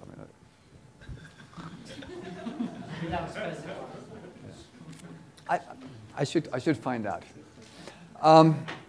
Here's some evidence that my co-author on this paper, Fabian Slonimczyk, has constructed, and that's an attempt to figure out in the U.S. labor market how many college-educated are in jobs for which they are overqualified, and also how many people might be in jobs for which they are nominally undereducated. And what this shows is that these are quite significant numbers. You have at the bottom, you have low skill. High skill here is college or above. So you have low skill workers who are in low tech jobs. Skill is the person, tech is the job. Right? So you're matched if you're a low skill person in a low tech job. And you can see that of course the proportion of low skill workers has been declining. And then you have the dark one is the low skill workers in high-tech jobs. So they're nominally undereducated. They have jobs where seemingly they don't have the qualifications. It's a relatively small proportion, but it's there in the data. And then you have the next, that's the high-skill workers who have low-tech jobs. That's the people working retail with a college degree. And then you have the ones that are matched. Now, how do you measure this? Again, there are all kinds of issues involved, and you can take different routes to trying to measure it. Some people, there's a lot of, I should say, this is our measurement, but our measurement is in line with what most other researchers find. You can take different routes to trying to estimate these things. One route is to ask people, your job, does that require your education? Yes, no. And you can use that subjective measure to indicate whether people are overqualified. You can also do something statistically where you say, okay, you have retail sector here, and you find most people have a high school, and then there's some people working there who have a college degree, and you say, hey, they stick out. Clearly, if everybody else can do it with a high school, these are overeducated. So that's just looking at jobs and finding out if there are outliers in a sense. Or you can do what we did here, which is, or what Fabian did. I did not touch the data, but what Fabian did, which is use different databases, including the DOT, the Dictionary of Occupational Titles, which has very detailed descriptions of job requirements, and match that to the skills of the workers who are in those jobs, and use that to get a measure of workers overeducated. All of these have their potential drawbacks. There are clearly errors in this. There are mismeasurement issues. But most of these studies do find a significant proportion of people who are mismatched, which should not be a surprise, because most of us probably know examples where we would say this is clearly the case. What is interesting in this graph is not just that you have significant numbers of people who are mismatched, who are overqualified, but also that it's not constant. If you look at particularly that white band of people who are over-educated for their jobs, it clearly has a trend. It's increasing, and it's increasing quite significantly over this period. This is the period dictated by data. So that's why it starts in 1973 and goes to 2002. We couldn't get data that were comparable beyond those periods. Now, is this important? I think it is important. It's important because it seems to be a stylized fact, just that you do have this significant mismatch in the labor market. But it's also important because it casts doubt on the sort of common assumption that, hey, if we want to deal with inequality issues, then clearly we just need to give people education, right? If we educate people, then we solve it. If we have already a large proportion of college-educated people who end up in low-skilled jobs, then it's not obvious that the education strategy is the way to address the inequality problem. And the other question is, if you have a significant amount of mismatch of that nature, then maybe we should be a little bit careful about assuming that our standard kind of comparative statics actually apply in this setting. And this is the question that we want to address here. And in particular, we then want to say, okay, once we've established a model that tells us something about what determines the amount of overeducation, what happens if now in this model we introduce institutional change, for instance, a change in the minimum wage? But we first need to set up the model where we find out what would determine the amount of overeducation that we get. Yes, I have a question. One quick question. I mean, very often the response to the overeducation thing and the strategy part would be, I'm not saying I'm sharing it, but I wonder what your view is on that. That of course, parts of the broadening education strategy also somehow result in lower standards being set, and some lower-end universities will decide as just not producing the types of skills that are on the paper. I think that's a very good question. I think it is a cause for concern. We did look at that when we were writing this paper, and we tried to looked at some education literature and psychology literature and whatever, and the evidence that we found was that in fact, if you look at SAT scores, I mean, there are certain scores that are nominally at least comparable along. Then there was not this great decline in fact, some people, I think, even claimed that there might have been, once you correct for there were some issues about the proportion of people who take these tests. So there were issues in measuring that as well.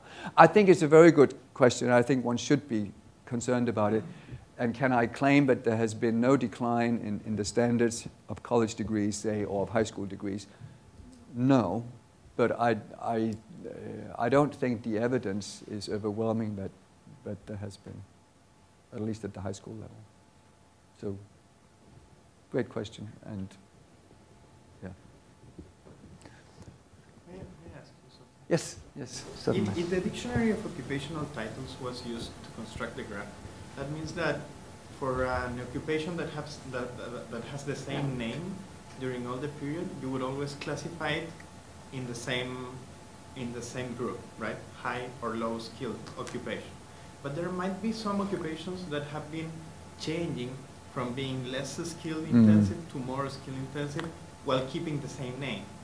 So machinery operator, for example, I can imagine something in the 60s or 50s that was very simple, and maybe those are now operated by computers or whatever. While on the other hand, I have a hard time thinking on an occupation that kept the same title that became less skill intensive. So I don't know if that can bias the graph. It could.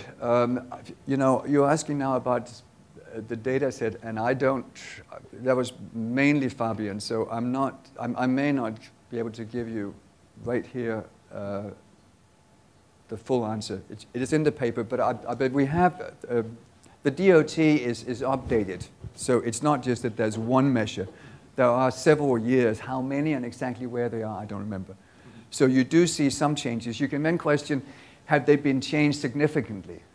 Have they been changed enough given what has happened in reality? And I guess I do not know. I have not been out there. But it's not just that we have one classification and then that carries through. There were at least two. Aside from that, I think I'll have to go back and consult exactly what Fabian did. But I think it is in the paper that I think actually was circulated to everybody.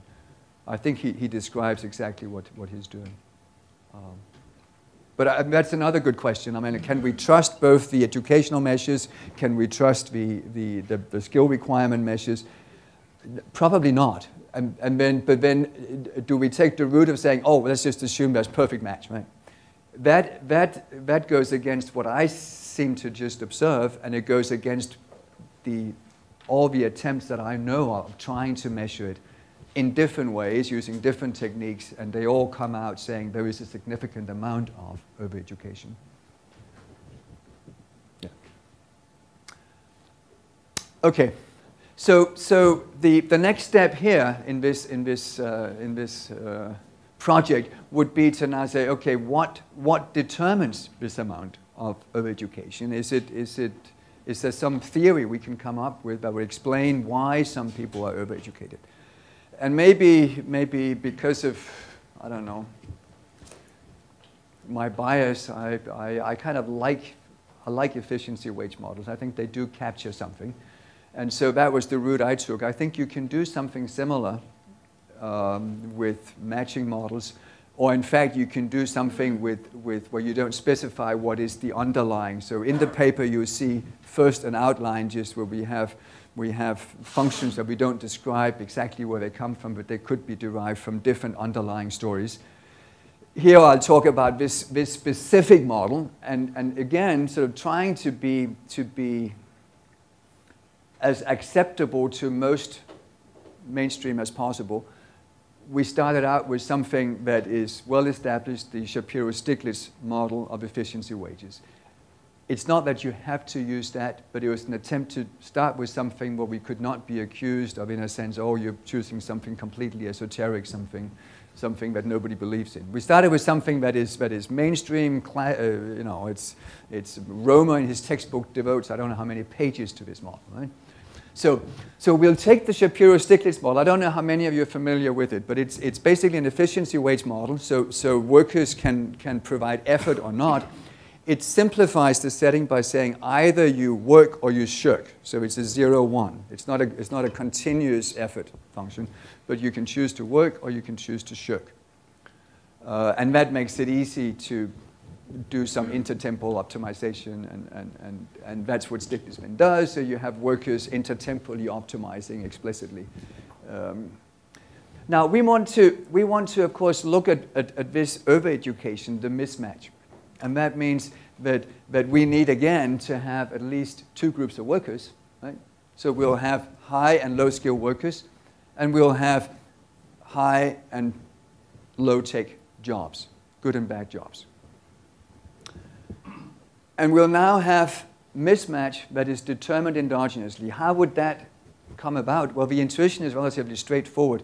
If you have in a standard efficiency wage model, you have some workers who are just as good as the others, but they don't get a job. Right? You need to have a wage premium, and that's wage premium, if there's symmetry across workers and firms, can only exist if some workers are unemployed. Now you have these high-skilled workers, they're unemployed in a normal efficiency wage model. Once you have the two types of jobs, then these workers would have an option that they don't have if you only have one type of worker. Namely, they could say, okay, I didn't get the good job, but I could try to get a bad job. That is better than having no job at all. So this is how you get the mismatch. We'll assume that only the high-skilled workers have this option. We are ruling out from this theoretical model the option that low-skilled workers could apply for high-tech jobs and get them. It would complicate matters, and it's not essential to our argument. And it seems plausible that the undereducation somehow reflects some kind of mismatch. I mean, you would not keep a job for which you're not qualified. You would have gotten your qualifications one way or the other. So high-skilled workers now can try to get a good job. If they fail to get that, they may try to get a bad job. And so you get, in bad jobs, you will get both the high-skilled and the low-skilled workers employed. Make sense? Here again, a bit of math, and this is, for those of you not familiar with the Shapiro-Stiglitz model, don't worry about it, but this is basically just extending the standard Shapiro-Stiglitz equations to this case where you have two types of jobs and two types of workers, some of whom can be overqualified in jobs. Yeah, I won't talk about it because we don't have too much time. What you get from this model in the end is some wage equations. If you think of the simple model, Shapiro-Stiglitz, where you have just one type of workers, then you get the no-shirking condition, right, which is an increasing function. As you get lower unemployment, then you need to pay a higher wage in order to provide the sort of discipline to make people actually work. Okay? In this setting, you get similar no-shirking conditions or wage equations, but you get initially three of them. You get a sort of wage equation for high-skilled workers in the good jobs, and that's the top equation. Then you get for high-skilled workers in the bad jobs, in the low-tech jobs, and you get for low-skilled workers in the low-tech jobs. The arguments in these wage equations, there are various parameters that relate to how likely is it you get caught shirking, for instance, or what is the separation rate in jobs for reasons that have nothing to do with shirking. You move to Seattle to marry somebody, right? You leave the job. So and there's also your discount rate. So there are various parameters that we'll treat as constant. There's no power bias technical change here. We'll leave that out. And aside from that, you get unemployment rates coming in, and that's what you see the fraction in the numerator. The top. That's the unemployment rate for high-skilled workers. But what matters is also how many of the high-skilled workers have the good job, in a sense, right? So that's what you get in the second fraction up here, the top. For the low-skilled workers, it's just their unemployment rate. They don't have different types of jobs they could go to. And then you have, for the high-skilled workers in low-tech jobs, you get this. Okay. Details don't matter. Yes? Why would they be different, the wages in the low-skilled job? In equilibrium, the two wages there would be the same, because I will assume that the productivity of a high-skilled or a low-skilled worker in a low-tech job is the same. That's just simplifying. You could make the high-skilled workers have a productivity that's lambda times the low-skill, and it would just introduce an extra parameter. So in equilibrium, those two WHL and WLL will have to be the same.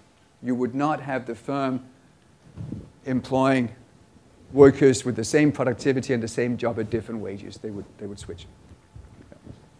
Thank you. I should have put that on the slide too. Again, you have a production function and you have some first order conditions that determine how many workers are employed. And out of this, you now get endogenously determined in this model. You get determined not just the unemployment levels, but also the underemployment level, how big a proportion of the high-skilled workers will end up in the bad jobs. It becomes an equilibrium outcome. And it turns out that indeed you can get very surprising, perverse comparative static results. I should say, I hope I emphasized this. I didn't. But these perverse outcomes are things that can happen. They need not always happen, but it can happen. And just to illustrate, it is possible that if you increase in this economy, if you increase the number of high-skilled workers, so you get an increase in the relative supply of high-skilled workers, our normal intuition would say, hey, if you get that shift in relative supply, then we should get relative wages moving in the opposite direction, right? You have more high-skilled workers, so their relative wage should drop. It is possible in this situation that, in fact, as you increase the proportion of high-skilled workers, you may get the high-skilled wage, relative wage going up. And the sort of intuition for that is that when you increase the number of high-skilled workers, some of them will actually go into the low-tech jobs and potentially squeeze out the low-skilled workers. And as a result of that, you don't necessarily get, but you can get these sort of perverse comparative statics. Now, those are not what I'm primarily interested in here. But once you know that weird things can happen, it then becomes interesting to say, okay, let's try it in this setting. We know that I believe that looking at the data, mismatch is actually an important phenomenon empirically. We can explain how it might arise as an equilibrium phenomenon in this model. Let's now, in this model, try to examine what would be the implications of institutional changes of the kind we have observed. For instance, the minimum wage has declined. The sort of mainstream TINA argument was, hey, that cannot have been an exogenous kind of factor because the movements in relative employment suggest that it must have been a demand shift, right? But let's now have a setting where there's no shift, there's no skill bias technical change, there's no shift in the production function, but we have this endogenously determined mismatch. And let's try to look at what happens as we change the minimum wage. Enno, how are we doing for time? It seems to be very late. Is that right? Oh, okay. I thought we were completely out of time. Okay, so we have some. Okay. So if we now introduce a minimum wage in this setting, right? Then for it to be interesting, the minimum wage has to be high enough that it's binding. So it has to be higher than the wage that would otherwise have been generated for the low-skilled workers. Otherwise, it doesn't make any change. But it shouldn't be as high as to be binding for both types of jobs. So you want the minimum wage to be somewhere where it's binding for the bad jobs, but not for the good jobs. To be binding for the bad jobs, what does that mean? Well, that means that now the no shirking condition, the wage that I had derived before for the model, that no shirking condition cannot be binding for both types of workers in low-tech jobs. By assumption, firms are forced to pay more than they would have had to do to employ that number of workers without having them shirking. So that means some of the workers that are shirking actually now get a wage that's above their no shirking condition. Okay? Now that leaves open a number of possibilities. Are both workers in that situation, both types of workers in that situation, or only one type of worker who gets the jobs? And initially we didn't quite know how to proceed then. But then I guess we thought a bit and we went back and we read stuff. And I think there is evidence. Truman Bewley in his big book from '99 and also in a shorter paper in the EER from '98, he went out, wonderful book. Let's try to find out what's actually happening instead of just theorizing. And he went out and tried to find out why firms don't cut pay or cut wages when there's lots of unemployment. And along the way, he came up with other information. And one of his, he has two sort of striking features that he highlights. And one of them is that firms are shunning overqualified job applicants, that a large number of firms are very reluctant or completely unwilling to hire workers that are greatly overeducated. He also discusses a bit why that's the case, but that doesn't really matter for us here. But what that suggests is that it may be, the plausible case may be that firms prefer to hire the low-skilled workers in the low-tech jobs, and they will do that up to the point where the no-shirking condition is actually binding for those people, and so it will not be binding for the high-skilled workers in low-tech jobs. This is an empirically based assumption. I think we have good reasons for making it, but there's no a priori theory behind it. It is based on these observations, this evidence that says firms are unwilling to do. And I should warn you, the assumption is important. It's not innocuous. So if you dispute that, you would, then. Now, once you have that, and again, we had the equations. We can now plug in a minimum wage, and we can see what happens to our endogenously determined outcome as we change the minimum wage. And here again, using what I think are plausible parameters. If you wanted, we can go through and talk about in detail what they are. And I should again say that I think they're plausible, but it's not a necessary outcome. You can make parameter choices so it doesn't happen. In this setting, I have the minimum wage in the first column over on the extreme left, and then I have NLL is employment of low-skilled workers in low-tech jobs. Then you have employment of high-skilled workers in low-skilled jobs, low-tech jobs. That's NHL. NL is the sum of those, so that's the total number of low-tech jobs. NH is total number of high-tech jobs, which would correspond to the employment of high-skilled workers in high-tech jobs. WH is the wage to be in the high-tech jobs. By assumption, the minimum wage is binding, so that is the wage in the low-tech jobs. Omega here is the degree of overeducation, so that's the proportion of workers who are in jobs for which they're overeducated. N is total employment, and WHA over W is the ratio of the average wage of a high-skilled worker to the average wage of a low-skilled worker. The average wage of a high-skilled worker is this weighted average of what they would get in the good jobs and the bad jobs. Remember, they don't have the same job. So this is what you would be measuring when you go out and look at the college premium, because then you would look at the education and not what jobs they're in.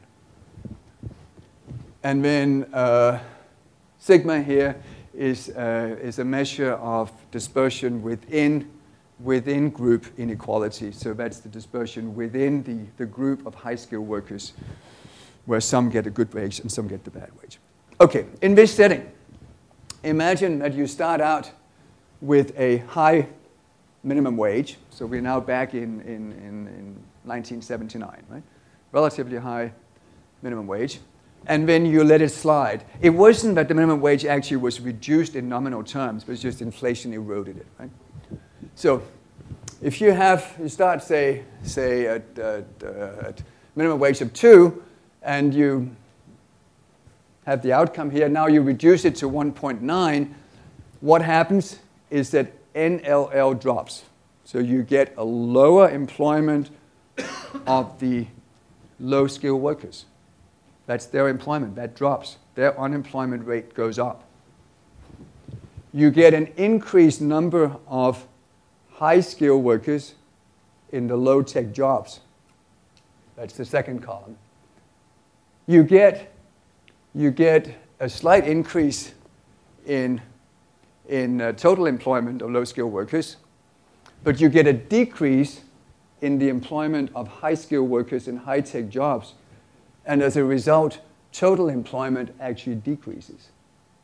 So we reduce the minimum wage, and as a result of that, we get a decrease in employment, which is exactly what you would not expect in a normal model, right? You also get an increased amount of overeducation. You're now getting both increased unemployment and also an increase in underemployment, in people getting jobs for which they're overqualified coming out of this. And of course, you get an increase in within-group inequality. That's the sigma at the end. The relative wage, also the one you measure when you look at college versus non-college wages, has gone up, as you would expect. The minimum wage has gone down, and you get the increased. So you get increased wage inequality, and you get a shift in employment away from the low skill towards the high skill coming out of this, and a decline in total employment. Now, what's the intuition? How does this happen? You get this, well, I guess here I talked about a rise. I guess I talked about a fall before. Can you switch? Now we're looking at a rise. The standard argument would be if you increase the minimum wage, then you would reduce employment, right? In this case, if you increase the minimum wage, then you can now employ more of the low-skilled workers, because that's what firms would like to do as long as they're not shirking. And if you're forced to increase the wage, then you can now employ more of them and they will not be shirking. You were up where that was binding, okay? That means that some of the high-skilled workers who had the bad jobs are now thrown into open unemployment. What does that mean? Well, that means that the fallback position for the high-skilled workers in the good jobs has now deteriorated because before they could get the bad jobs, now they can't get them. So as the fallback position of the skilled workers in the high-tech jobs, as that drops, as that deteriorates, that means that you get a downward shift in the no-shirking condition for these high-tech jobs.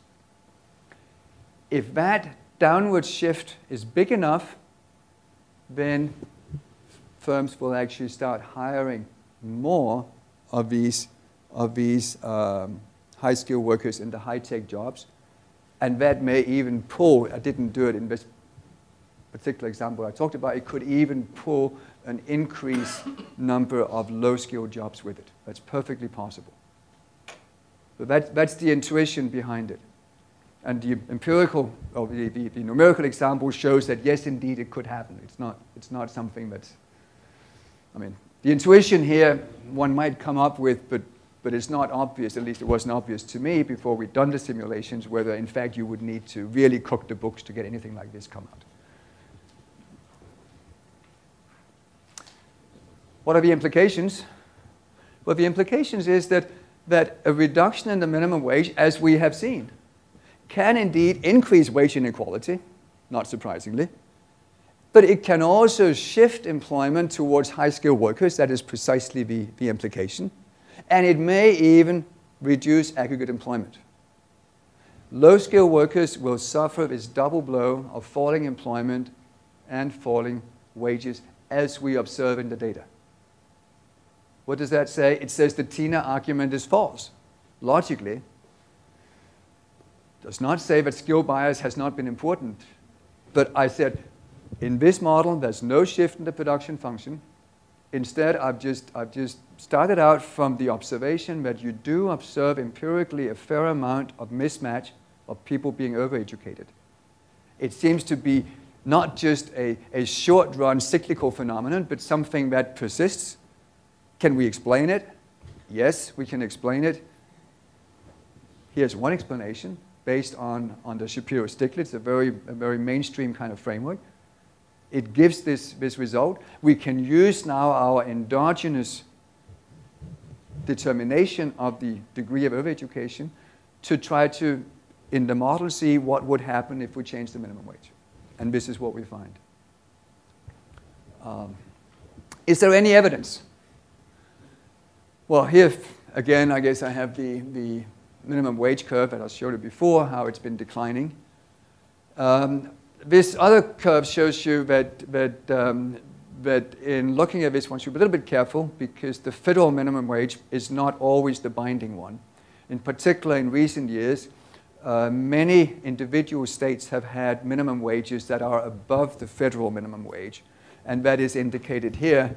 On the right-hand side, you have the share of the workforce covered by higher state minimum wages than the federal. And you see how that in the early period was not significant, but it gets more significant later. So that means one should be a little bit careful if one is looking at evidence because of this discrepancy between maybe the state minimum wage and the federal. We tried to estimate this model. You can take the model and you can from that get sort of reduced form relations. There's some exogenous variables, and basically what you find is that the unemployment rate in the model would be a function of relative supply. That was my H over L. And then it would be a function of the minimum wage. Those are the two exogenous elements in the setting. So we estimated these unemployment equations here for low-skill workers, low skill being below college, right? And we did that both in time series for the US as a whole, and we did it in state panel regressions. State panel would be good in the sense that we have this state variation in what is the effective minimum wage, and also because it gives us many more observations. So in that sense, it's nice. The only reason for doing the time series is that the US labor market has a lot of mobility. And so it may not be plausible at the state level to treat the relative supply of high-skilled workers in that state as exogenous. That may respond to what jobs are available.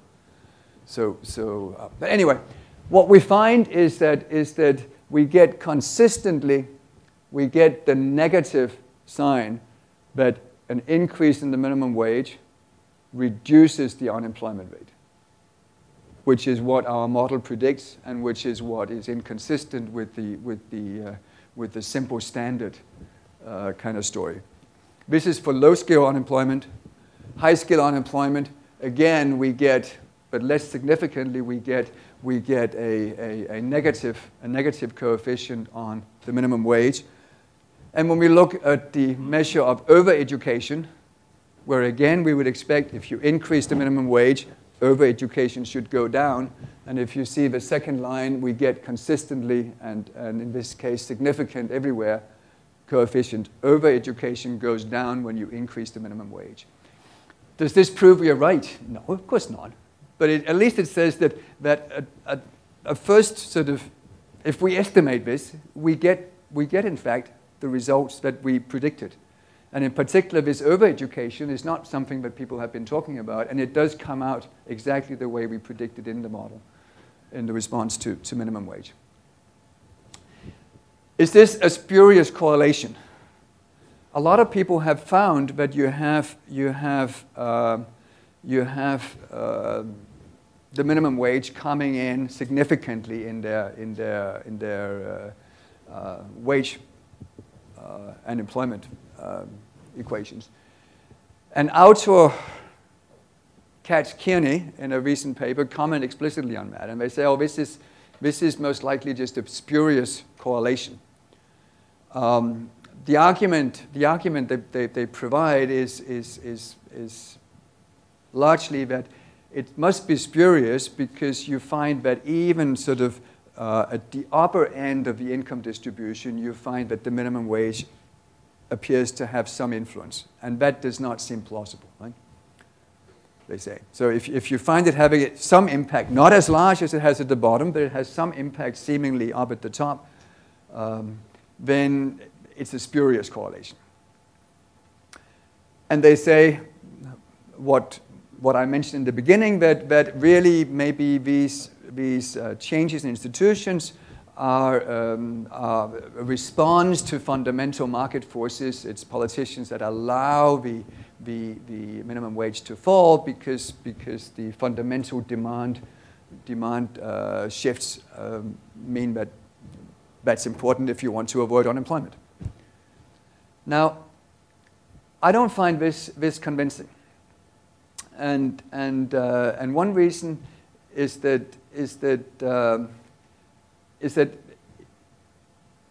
part of his argument seems to be based on this sort of Tina argument. I mean, they say, okay, but why could it come in? Well, it's just because it reflects this. It had to happen, right? But it didn't have to happen. The model says no. Our standard assumptions about comparative statics may not hold. So the argument that politicians had to let this happen, otherwise we would have had unemployment, that certainly is not true. So the explanation that fundamental market forces really dictated it is only valid if you buy their theoretical story without the mismatch. Secondly, one may accept that the minimum wage in this relation captures other things that are going on as well. But it does not follow that what it captures is the fundamental market forces. It could be capturing other non-market changes that have been taking place over this same period. It's not just a decline in the minimum wage. You've got the union strengths, you've got the deregulation, you've got a whole range of sort of neoliberal non-market changes that are correlated with the minimum wage. And it may be capturing some of those. So even if one says some of this may be spurious, it certainly does not follow that it's spurious because it really is capturing fundamental market forces. It may be capturing other non-market forces. And finally, just about the comment that oh, we have some influence higher up in the income distribution. It's not just at the bottom. I don't find that surprising. I mean, our model sort of had this extreme sort of two group, right? In reality, of course, you have a whole range of skills, and you would get this cascade of effects where I don't know, PhDs from Harvard who had expected to get a job in Yale maybe get one at Bucknell, right?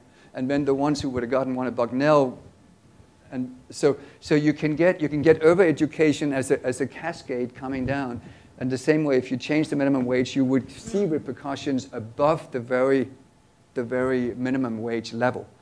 So the fact that there's some smaller effect high up in the income distribution does not really bother me that much. There's a lot of other evidence that also has found that the minimum wage does not have the negative employment effects. And I should mention that. Our story is distinct in terms of theory. In terms of theory, I guess Manning's book from 2003, Monopsony in Motion, I think it's called, outlines a whole range of different models that produces some kind of monopsony at the firm level. And there's a Card-Kruger, very famous study initially, and my colleague Aaron Dubé from UMass, together with co-authors, have recently done other studies, again looking at more detailed local evidence, and finding that the minimum wage does not have the bad employment effects. So in that sense, our finding is not sort of completely strange. It is in line with other findings.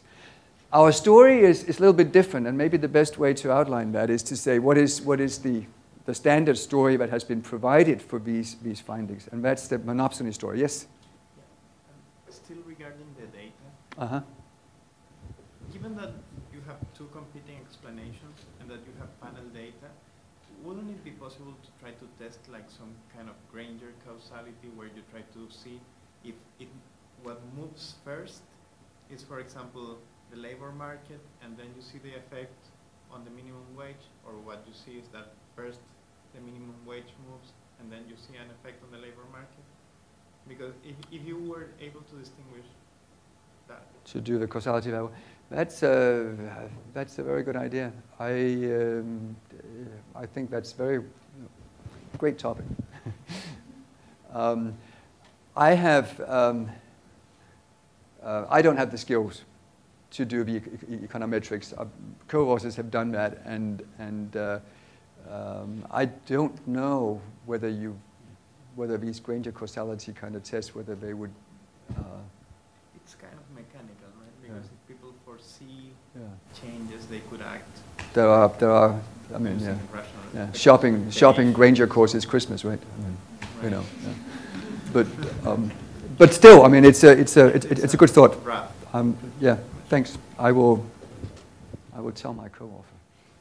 He's got work to do here. Actually, maybe I'll skip this because if we don't have much time, let me just say that our story, although in some sense we get monopsony effects coming out of the model, right? We get the fact that you can increase the minimum wage and that leads to higher employment. So that's the kind of monopsonistic effect. But it is not, and I guess that was the only point I made, it is not monopsony at the level of the individual firm. It's not the individual firm that has wages go up as it wants to increase employment. We do not have that in the model.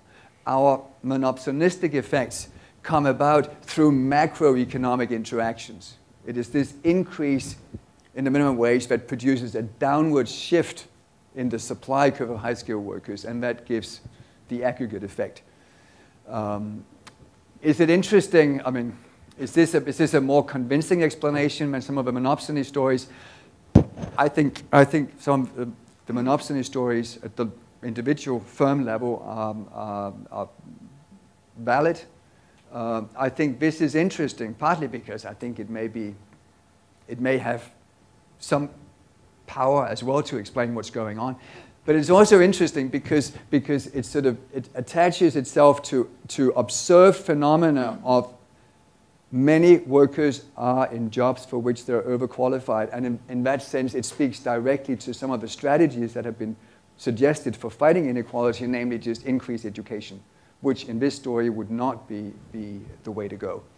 And the sort of micro-level monopsony stories don't have that aspect. So they may be powerful in some ways, but they don't. They sort of address different issues in some sense. Okay. Should I stop here and give a chance for talks, for questions and comments before we move on, or what would you like me to do? I had thought we would do a little bit about some macro implications. Should we do that and then have questions? I see somebody nodding. Okay, let's do that then. This is very sketchy. This is not the full macro implications, but it's an attempt to illustrate just some ways in which inequality may interact with macro. Before we get to the specific example that I've formalized, let's think a little bit about what the general problem is. If you believe, as I think most people do, and I think there's evidence in favor of it, that the rich tend to save a larger proportion of their income than the poor, right? If in that setting you shift income from the poor to the rich, then that would tend to reduce aggregate demand.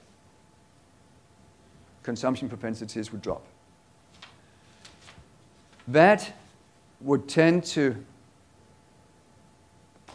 put downward pressure on aggregate demand, possibly lead to a recession. How could that be avoided? You have the shift that would tend to lead to recession. How could that be avoided? Well, there are several possible ways that you could avoid the recession from materializing. One is that you could have public policy. You could have fiscal policy or monetary policy that responds to any tendency for aggregate demand to weaken. And in fact, of course, in the US, you did see increasing deficits. A trade surplus could also come in and could take up the slack in demand, I put that in parentheses because that did not happen in the US. It could have, but it did not. But then there's another element, and that's bubbles.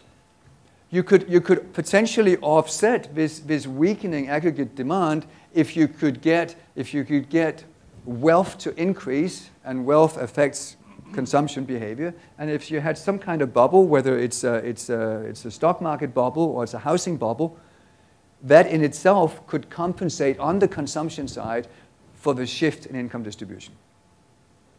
Now, so far it just says, in some sense, the shift in income distribution may passively have allowed bubbles to continue, bubbles that would otherwise have been burst. If you did not have the weakening of aggregate demand, then if a bubble developed, you would tend to get overheating, and you would get the Fed or somebody else stepping in and trying to burst the bubble. It would have been an issue. It would have created inflation. But now it does not create inflation. It does not lead to overheating, so the bubble may be allowed to develop further than otherwise would have been the case. I think this far is fairly standard and fairly obvious, and I have no problems with that, and you can formalize it if you want. But you could ask, are there perhaps any direct links from increasing inequality to the development of financial bubbles? And I think the answer to that is also yes.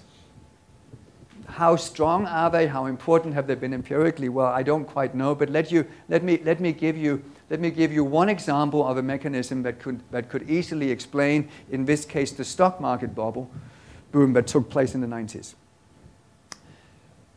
That starts from the simple observation that rich and poor households differ not just in their saving rates. They also differ in their portfolio composition. Rich households tend to hold a lot more of their wealth in stocks. Poor households tend to have no stocks or very little stocks. Instead, they have housing or maybe bonds and cash.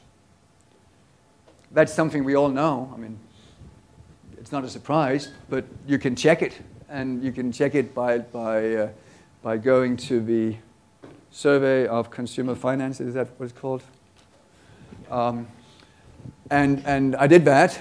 And this is actually, there's a new one out. This is from 2001. I don't know. I did this before the latest one came out, but the pattern would be the same. This is for households where the head of the household is between 55 and 64. I did that because if you look at very young households, they don't really have much wealth. So you want to look at somebody who is up where they have accumulated some kind of wealth, presumably. And if you then split up and you look at relatively poor households that have net worth between $10,000 and $100,000, you find, as we would expect, that the mean household in that bracket has 0% in stocks.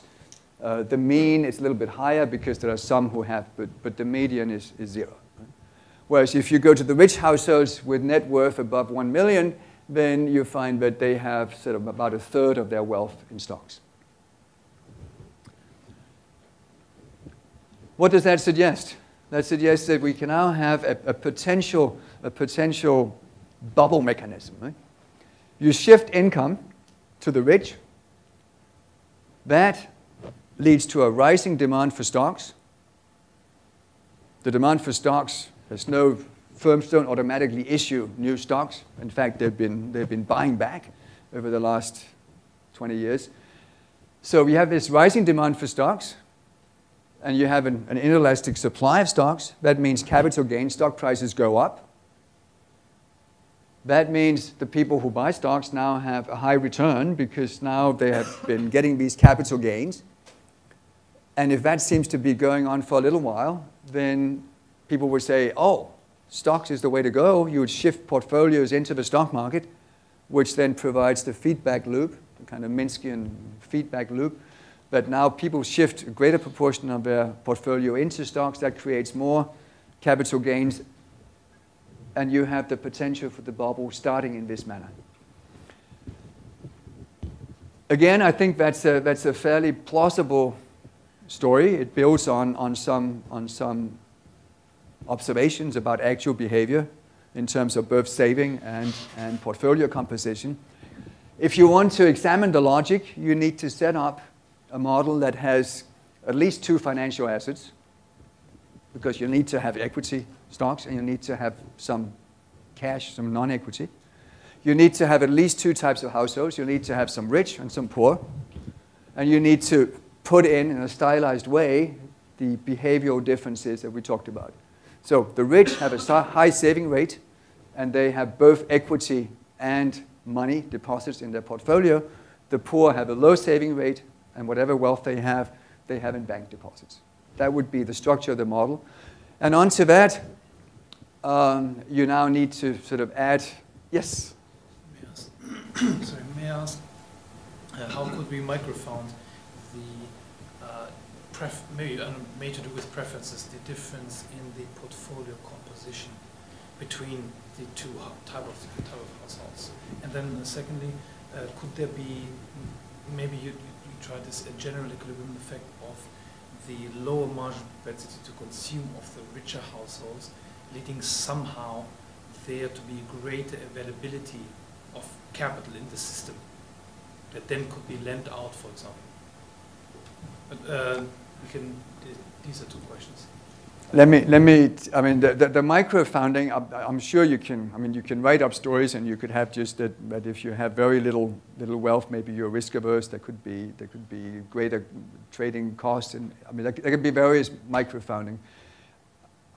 For present purposes, I'm happy just to take it as a stylized fact, because this is not what I'm really after.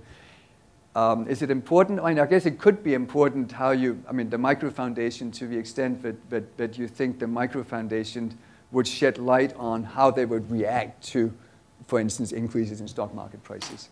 I will, for present purposes, I will skip that micro-foundation, and I will make the assumption that in some sense, expected returns are expectations about future return are based in large part on what has been observed recently. So in that sense, there's kind of an adaptive rather than a rational expectation. There's no fundamentals driving it.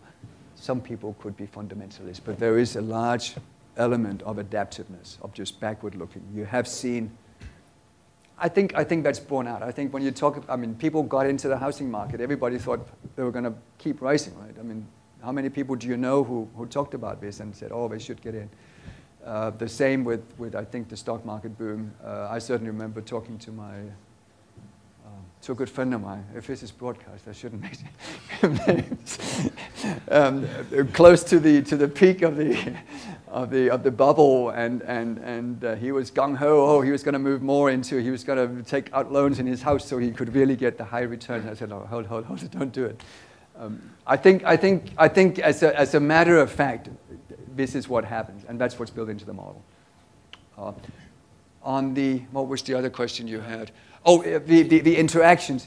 This is deliberately a sort of completely sanitized model, in the sense that I will not go to the feedbacks that could exist from aggregate demand to investment to cycles to instability on the real side. I want to look at just the bubble dynamics. Is that reasonable? No, in some ways, I would like to embed it in something richer, but then things do get very complicated. And I thought it would be a good start to have just the bubble. So I'm deliberately sort of making everything else as simple as possible. Firms don't issue equity. There's a constant profit share. There's a constant retention rate in firms. And output grows at a constant rate. So I'm not allowing feedback effects to aggregate demand. I'm assuming aggregate demand through policy, whatever, is kept running at full employment. Right? I'm just looking at the bubble. Right? And then and this is aside from the portfolio shift and the saving propensities, the other important element is that you get this adaptive kind of change in portfolio composition. That the share of equity in the portfolios of the rich would respond gradually to changes in relative returns. Doesn't that have Yes. to happen if they already own the shares and they have a positive return, don't they have to increase as a share of the market portfolio? Unless there's someone exogenous to the model to sell the stock. Well, yeah, in some sense, the capital gains and the market valuation would depend on how much they want to put into. That's endogenous, right? Sure. Yeah. Maybe that's what you're saying. Yes, I think it is. Yeah. Yeah. No, this is precisely what is produced by their behavior. I have $100 here cash. I want to have. And I have one share, right? And I want to have half my my wealth in shares, right? So I now, if the current share price, I had one share. If the current share price is 50, I say, oh, I should buy more shares. And as we all want to do it, and nobody is selling, then we bid up the share price to 100, and I haven't spent any money. So my wealth adjusts. Is that what you're? Right. So then mechanically, it has to be a larger portion of your portfolio. But what comes first is the behavior. It's not the capital gain that generates you. Right. What? Yeah. Okay. Yeah. So again, you formalize this, and this is just very simple equations that match what I told you about different saving rates and portfolio compositions. Budget constraints. And then you have the portfolio dynamics, that you have expected returns, and you have the desired portfolio share alpha. Alpha is the proportion of the rich's wealth that they want to hold in equity, and that changes gradually in response to whatever is the expected return on equity. And you have the expected return on equity that responds to what has actual return been. So it adjusts upward. These are these adaptive processes I talked about. What you get is now a three-dimensional system. And the interesting bit, maybe, what I thought was interesting, I didn't know before, is that you get in this system, you get corridor stability. What do I mean? In this system, what I do is I start out at a steady growth path, at a stationary point. And then I say, let's now shift income to the rich. So I take some income from the poor, give it to the rich. And I find that if this shift is small, then you may get some dynamics, some fluctuations, but when you get back to the same stationary state. Or a new stationary state. Some variables are unchanged, but some have changed, obviously. But it gets back to a stationary state. But if I give it a large shock, if there's a big increase in inequality, then all of a sudden you do not get convergence back. You get corridor stability. Small displacements do not lead to instability, but big ones do. And I have some simulations here. This is a 3D system, so I projected down in a two-dimensional. I can't read these 3D pictures that people sometimes produce. So I projected down this 3D dynamics in 2 dimensions. Here it's the expected rate of return on equity and the portfolio share alpha. And you start out in the stationary point. I've now shifted. I've given an increase in income to the rich, and you get now fluctuations. And this here is an increase that's just big enough to bring you into the unstable region. You spiral out, and then it looks as if you're almost going to get stuck there, and then eventually you break free and you diverge. If I had given a smaller initial shock to inequality, then again you get the cycles, but now they converge back. You get stability. So this is the corridor instability. Small shocks to inequality did not produce the instability, but large shocks did. Or the ultimate explosion. Yeah. And then you can make it so unstable that it just, yeah, the shock is big enough. Now, this is not the only mechanism that can produce bubbles. Is it the most important one? I don't know. But it's an indication that there are links, and I think this is one link that exists because portfolios do differ. Other possible stories, include Veblen effects. Right? If you have, and that may be more relevant if we're talking not the 90s and the stock market boom, but the housing boom. If you get inequality increasing and you have people trying to keep up with the Joneses, and if you then get the financial system becoming lax in its willingness to give loans to low-income people that are risky, then you can get instability as a result of this. My income has dropped relative to everybody else, but I want to try to keep up, so I'm willing to go out and borrow money, and if the system lets me, we can get financial instability coming out that way. Some people have been playing with that, and I think that may be just as important. So again, I was not giving you the other example as this is the only story. I was just giving it as a simple example of how some of these inequality processes, whether they come from skill bias technical change or from power bias technical change or from induced mismatch, whatever the background, are likely to have implications for the macro performance and potentially have been important also in, as something that has contributed to financial instability. Yes.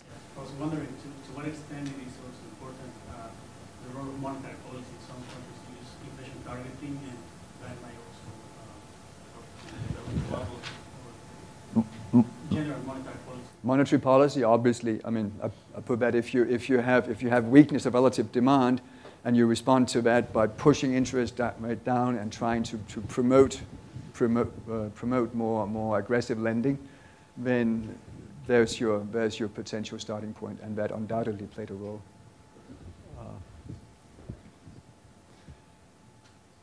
I'm tempted to say we should stop, because I would love to have some comments.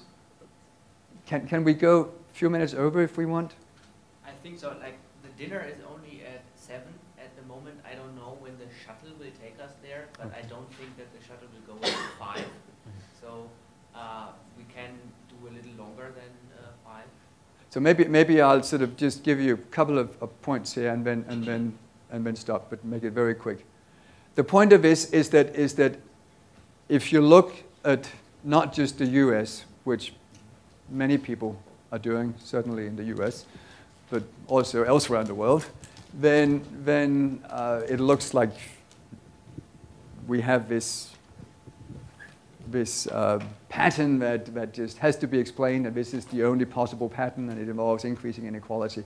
But if you look at international evidence, and of course both the levels and changes in inequality and the sources of the change in inequality are quite different, as are the institutions that characterize different countries. And the institutional differences may play an important role in understanding these differences, which goes back to some of the stuff I was trying to say earlier, that institutions do matter. And that's the sort of hopeful sign. It's not just a matter of technology. Institutions can make a difference to inequality outcomes. This is from the OECD, just showing differences in Gini coefficients. And you see that they range very widely, and that the arrows show how much they have increased between 85 and 2008. And you see that there are even a couple of countries where inequality has decreased, and there are some of the countries where the increase has been much smaller than it has in the Anglo-Saxon countries. Then the sources are different. You can look at here the trends in annual hours worked by the bottom and top quintiles, and what you see is that where's the U.S.? The U.S. is here. The U.S. has seen the bottom actually working more. So you have the bottom quintile putting in a lot of hours, whereas in some of the other countries, the bottom has now put in fewer hours. So the labor, the employment that lies behind the income inequality, the employment pattern is very different across countries. The employment pattern that we see in the U.S., the change there is not at all what we find in other countries.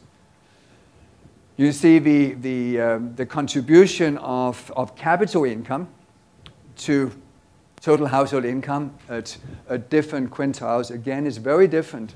In the US, which is over here, the top quintile, the contribution of capital income has been decreasing. That's precisely, it's like earnings, it's wages that now play an increasing role. But if you look at the increasing inequality in places like Norway, Finland, Denmark, where the increase has been much smaller, then capital income has been much more important. So there's a diversity in what has been both the extent to which you have increasing inequality, but also the mechanisms behind. And then, perhaps most importantly, income redistribution of various kinds make an enormous difference. You have here the blue bars would be the Gini for the market income, and then you have for the disposable income the darker. And you see that some countries actually redistribute a lot and do it successfully, bring down the Ginis very substantially compared to the market outcome. The standard argument against that would be, oh, if you try to do that, you get all of these disincentive effects, and that's bad for income and growth and all that. I think one should be very skeptical about that. Some of the countries that redistribute a lot are quite successful Scandinavian countries where you get huge redistribution, and they have, both in terms of growth rates and levels of income and the proportion of people participating in the labor market, they've been doing quite well. So we have not seen these disincentive effects. Economists have been looking for them. And I came across this paper that I've been citing. These are former colleagues of mine from University of Aarhus in Denmark. Very nice people, Peter Pedersen and Nina Smith. And they went out. They're good economists. They went out. We have very good data in Denmark, and they went out saying, oh, there must be disincentive effects, right? So they wrote this paper in which they sort of, in the abstract, they talk about having found disincentive effects. And they do find some. They do find something that could be interpreted as disincentive effects. But here's a table. This is from a paper that's trying to show that disincentive effects matter. Right? They have a table here that show the share of employed and unemployed workers in percent who are in an unemployment trap. That means that they actually, after taking into account expenses associated with working, they actually end up with lower income than they would have had if they'd just been unemployed. Now, if you believe that incentive effects were very important for labor supply and for performance, then you would expect to see what? You'd expect to see that for the employed, you would find employed men, or women for that matter, should have a zero here, right? You're only employed because you do better, right? You should not be in an employment trap. And you would expect to see that the unemployed, many of them would maybe choose to be unemployed because they couldn't do better by being in the labor market. And what you see from this very good data, that basically is exactly the same. If there's ever was evidence of the unimportance of incentives for labor market participation, then it seems to me that is it. As I said, they go on the paper and they find some evidence that I think it was women sort of tend to retire earlier if they are in unemployment traps, which could be explained by the fact that many of these jobs that they would have are, hard physical jobs. They're actually, pretty much worn down by 60. So there could be other explanations for that. But the main point I want to make is just that if you look outside the US context, then this argument that redistribution would just hurt us enormously in terms of disincentives to work and lower growth rates and whatnot, I don't see much evidence for it. I think you need to have the faith. If you look for it, you can find small disincentive effects, but in general, I would tend to discount it, which is good news, because that means if only we could get the political consensus, maybe we could actually do something. What have I tried to do? I've tried to say, in terms of explanations, the TINA argument, the argument that, hey, to make sense of the combination of wage inequality and employment patterns that we see, then it must have been skill bias technical change. That argument, I think, is just logically false. I think there are, call it Marxian and institutionalist stories of increasing inequality that can explain or are consistent with the evidence. By the Marxian, I mean this kind of power bias technical change, which feeds in or builds on it, if you want, old Marxian stories about the extraction of labor power. And then I think there are links between inequality and macro performance. And I've only sketched one possible, but I think this is important to bear in mind, that these inequality trends are intrinsically enormously important, and that's kind of the main reason to look at them maybe. But they're also important for macro issues.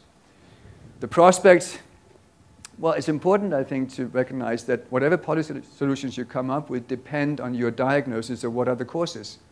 If you believe that skill bias technical change is what matters, then you say education. But if it's really not a matter of skill bias technical change, but instead a matter of power bias or induced mismatch, then education is not the solution. I've also tried to argue that it's a false trade-off. It is not, as some people would say, a trade-off where you can have inequality and full employment, or you can have try to create equality, but that's going to be costly in terms of unemployment.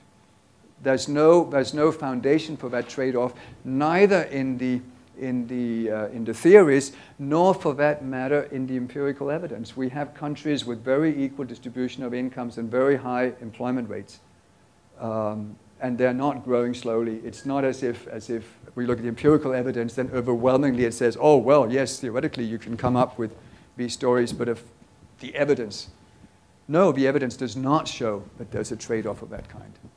International evidence, institutions do matter, and redistribution does work if only one can get the political backing, and that's where maybe the biggest questions in my mind are to get a political backing for institutional solutions that could address inequality. I think both the power bias technical change argument I gave you, where there may in the past have been some interest from big business in having the New Deal institutions, and that may not be present today, and also the globalization issues may make it harder to create that consensus. Yeah, skip that.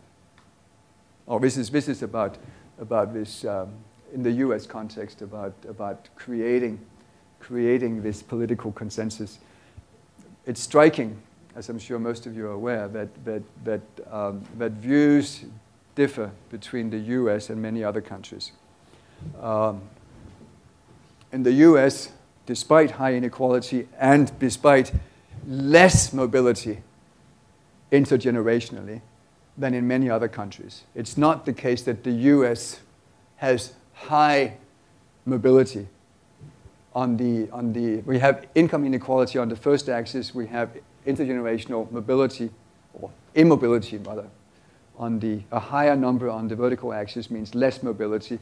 And of course the US is way above many European countries, both in terms of inequality and in terms of mobility.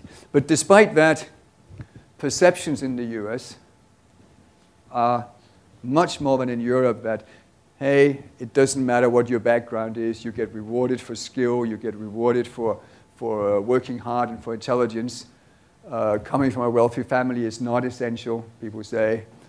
Income differences are too large, people disagree in the US, or don't agree as much in the US as they do elsewhere. Government has a responsibility. In the US, people disagree much more. So this sort of goes to the question of creating a political consensus, which in the US maybe is going to be difficult. Although one could hope, and we can also see this slide as maybe providing hope, as it becomes more and more apparent that some of these beliefs are false, maybe that's going to change the prospects for change. Who knows? Thank you, and sorry that I have been too long-winded here. We still have time for questions or for comments, Enno tells me. Yes, I hear now that the shuttle will leave at 6:15. No, 5:15. 5:15. I'm getting confused because of the time there. So does that mean we don't have time? Yeah, we have now 10 minutes or so. 10 minutes. We should go to the shuttle. Okay. Where's the rest? In the Waterloo Inn. at 7. We move at 5:15. Yeah, the shuttle brings us to the hotel, and then there's another shuttle to the dinner. You know more than I do. Okay. Okay, yes. Yeah, I was wondering about the education solution, because according to the mismatch story, higher education increases inequality, but for the individual, it's still optimal to get that education, right? Because you get a high-skilled job, maybe. Maybe, yeah. No, absolutely. But this is, I mean, that's a good question, actually, because you could say, hey, well, if all this mismatch, why do people then bother getting education? But it's still individually rational. I mean, we saw that the average wage of college graduates in the model as well goes up. So you don't know whether you're going to end up with a good or a bad job, but your expected income is higher if you do the college. So there's nothing on the kind of demand for education side that automatically would reduce the investment in education. That's if inequality gets so high that we cannot afford education. that's Just a quick observation. I mean, I found the evidence you had that the incentive system doesn't really work when it comes to working class.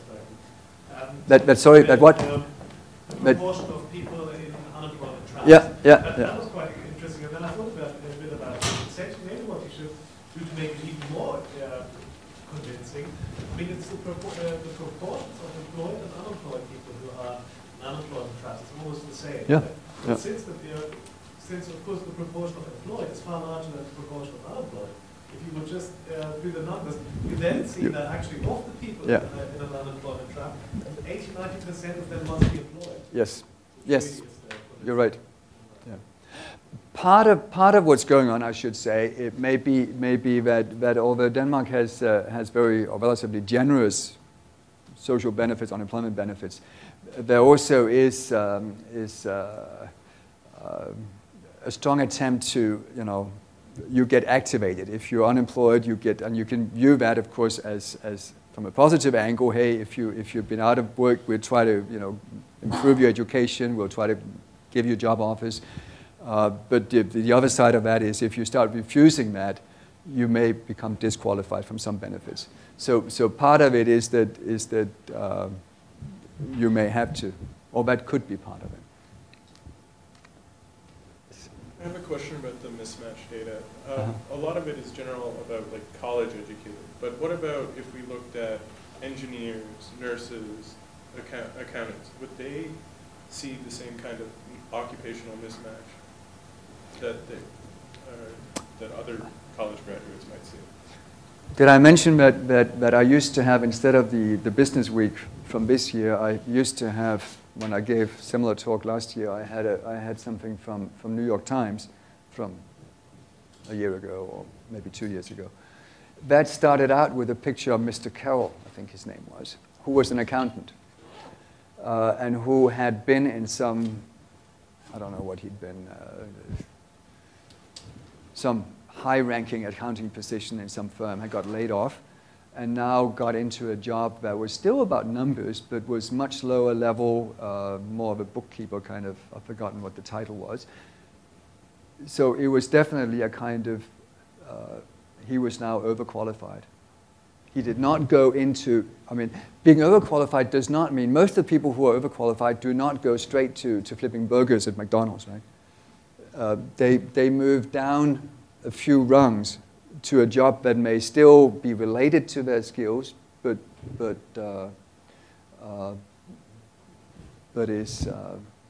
perhaps does not require the full education they have. So I think the answer is yes. And nurses, I don't know. I don't know whether, but accountants certainly. No, I'm just thinking that then more people are getting educated, but if more people get educated in not to pick on anyone, so let's say more people get educated in basket weaving, then it's more it's not necessarily skills that have anything to do with the That's marketplace. true. That's true. But it's more of a signal that this is a hardworking, smart person who can sit for 4 years through classes, and I'd rather hire him than someone who only has a high school education. I think you're right. I think you're right, and I think that is another weakness of some of the data, that of course you can't measure skill just by looking at years of education. There are clearly some kinds of education that may have a bigger demand than others, and so that's a good point, and that would be part of it. I don't think it's all of it, but that would be part of it. Can I make a small point on this? The kind of professions you've got in mind, the kind of degrees, educational degrees, don't really fit this because entry is extremely restricted. So typically you wouldn't find doctors who've graduated who are underemployed because medical schools are just tiny, right? And engineers is pretty much the same. So for example in the UK, now you can actually find most of these statistics, they're called college jobs or something, or graduate jobs. They're now publicly available across universities, and you can see that some faculties have very small percentage, tiny percentage of people who go into poor jobs or low tech or underqualified. But that's precisely because, I mean, the medical school in my university is 30 people, 50 people, whereas business management is 300 undergrads every year. And that's a huge difference. And the Bank of Italy released a report on this, I think last week, and the percentage of people who get graduate jobs after a BSc is ridiculous. It's something like 35%, 30%. It was nothing. I mean, it's a huge percentage of people who are either unemployed or totally underemployed. On your database, do you have any information of who are these overqualified people in terms of the socioeconomic background? Because of course that can determine what kind of higher education they will get, what institution they go to. I don't think we have that. I don't think we have that in the database. It's a good question. I will. Because I mean, will. There's a lot of research of how people from socioeconomic background, lower socioeconomic background, they kind of overestimate the costs and underestimate the benefits. And the more traditional explanation is asymmetric information, but really is an issue of discrimination in the labor market, or also quality of higher education that you get. So it would be interesting to look at the data. I don't know that that data is available in the data sets that we looked at, but it's a good point, and something I'll ask Fabian to look at. He'll be delighted. The shuttle is already there, and we have basically 3 groups, like this course, the other course, and a research program meeting that are going to take that shuttle. I don't know, I mean, maybe the others are doing also overtime, but maybe not. So I think we have to finish. Thank you very much. Thank you.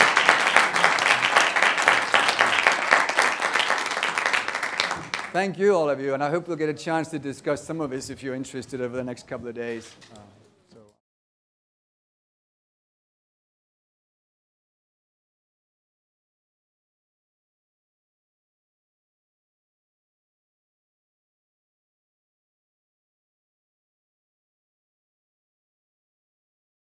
Technical changes, are they all like skill biased? Is that the right category?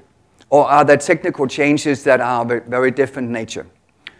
And to illustrate that, here's something that you cannot read. But it is a copy of something that I found in my local Amherst, Massachusetts newspaper at the time when I was working on this with my co-author, who's Fred Guy. I should mention Fred Guy. Fred Guy has had many of the real ideas. I've just been a technical guy to some extent. But while Fred and I were working on this, I came across this in the classified section of the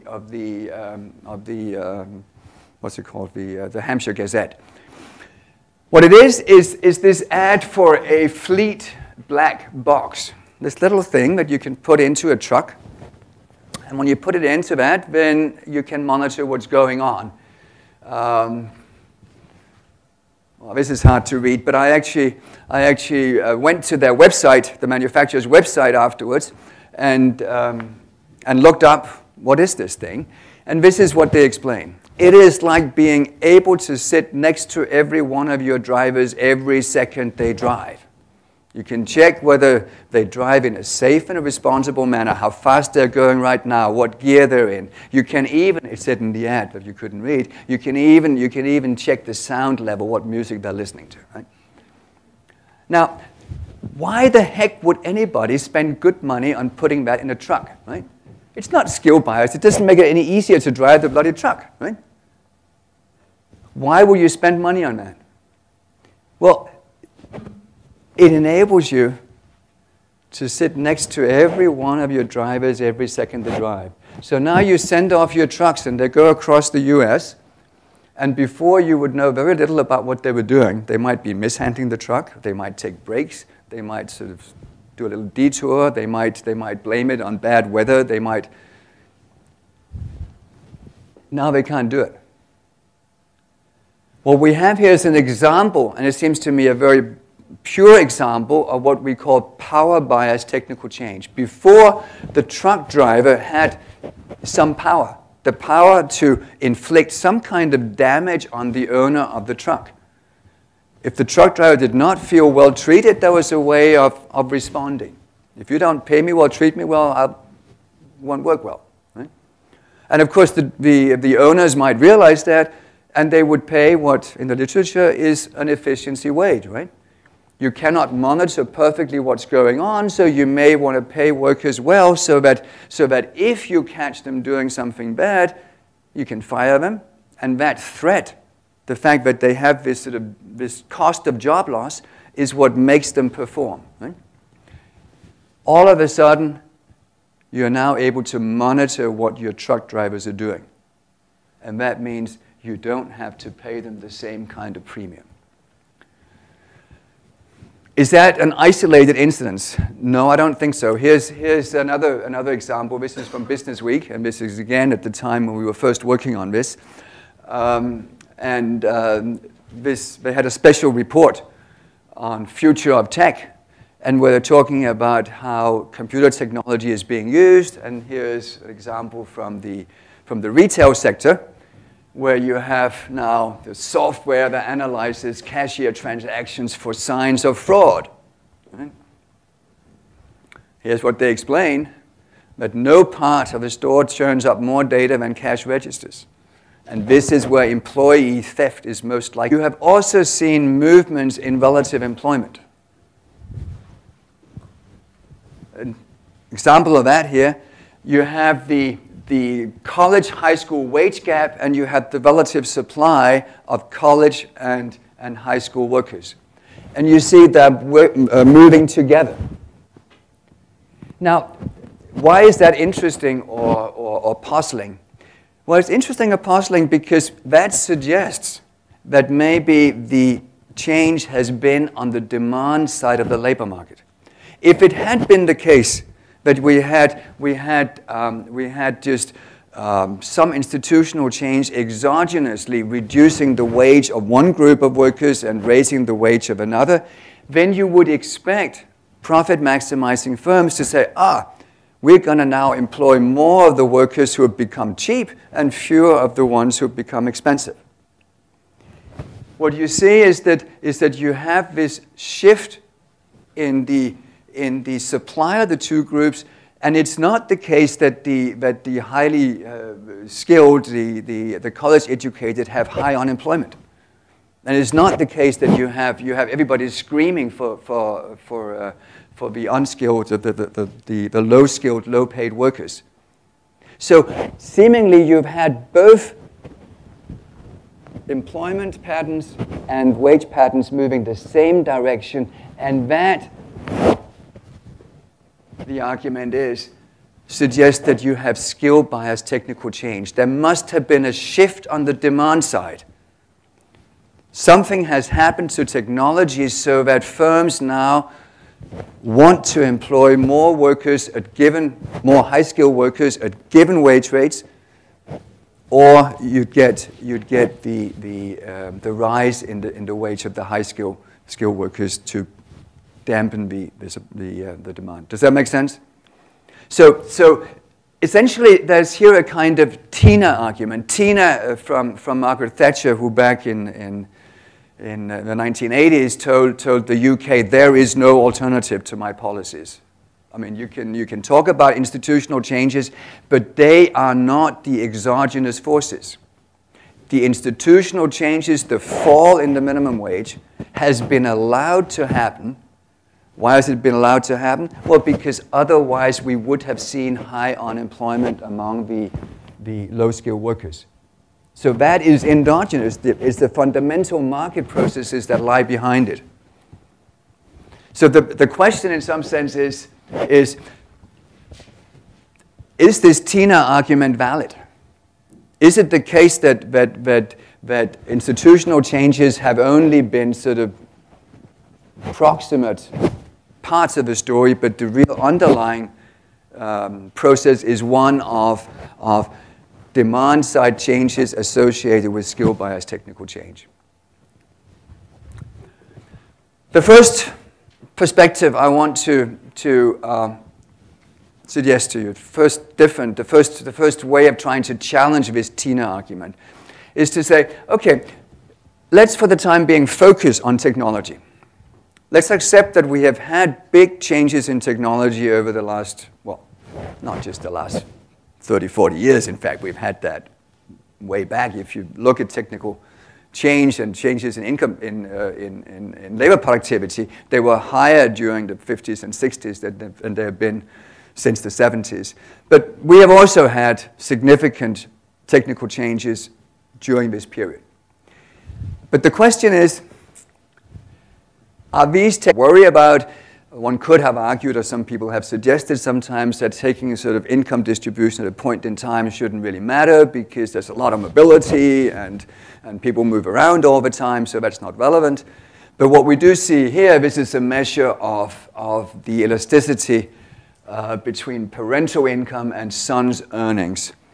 And as that elasticity increases, that means you get less mobility. If you're born to a rich family, you tend to be rich as well. And you see how that elasticity has been increasing steadily. So this myth about high mobility and we shouldn't really worry about it is not really justified. Okay, these were some stylized facts. You could present tons of these, but just to set the stage. Now, there are a couple of, probably if one asked sort of in general people, what do they think explain it? I think there are two sort of fairly obvious explanations that would come up. And one would be institutional changes like neoliberal society now. You see decline in unions, you've seen declining minimum wage, you've seen deregulation, you've seen all these different institutional changes. And that might seem to be an obvious place to start. You could also say globalization. That comes up perhaps even more. If you talk to people, globalization, you have increased trade, you have capital mobility, and that has been part of what's been going on, and that may have been putting pressure on wages. Now, just to illustrate here is the trade figure that shows that, yes, indeed, the US, a lot of this is US data. We will get some international data towards the end. But US has become a more open economy, and you see the import share increasing, and the import share also from less developed countries has gone up dramatically. Some of these changes in institutions here, you have the real value of the minimum wage, which is now much lower than it was back in 1967. This is the absolute real value of the minimum wage, which has been going down like that. If you try to scale it by looking at the minimum wage relative to economy-wide productivity, then it's even more dramatic. So if you think of that relative to what would be the average potential income, then the decline gets even more steep. And here's union coverage, declining as we know. You could also look at how militant are unions. Here's an indicator perhaps of that, or workers. How many people are engaged in work stoppages. Again, over the period from 1947, you see the decline in that. And finally here we have taxes. This is the average tax rates for the highest income taxpayers. So this is for the top 0.1% and the top 0.01%. So this is the very top. And you see how these average tax rates have come down. Had you looked at marginal rates, they would have been even higher. So you have this whole range of institutional changes that would seem obvious explanations. You have the globalization that would seem an obvious factor. Why is it that many mainstream people think this is not the explanation? I will argue that, in fact, institutional changes are very important. But it's important before making that argument to perhaps be clear why it's even an argument that anybody would dispute. And the problem is that if you look at what's been happening to wage inequality, then yes, wage inequality has increased. But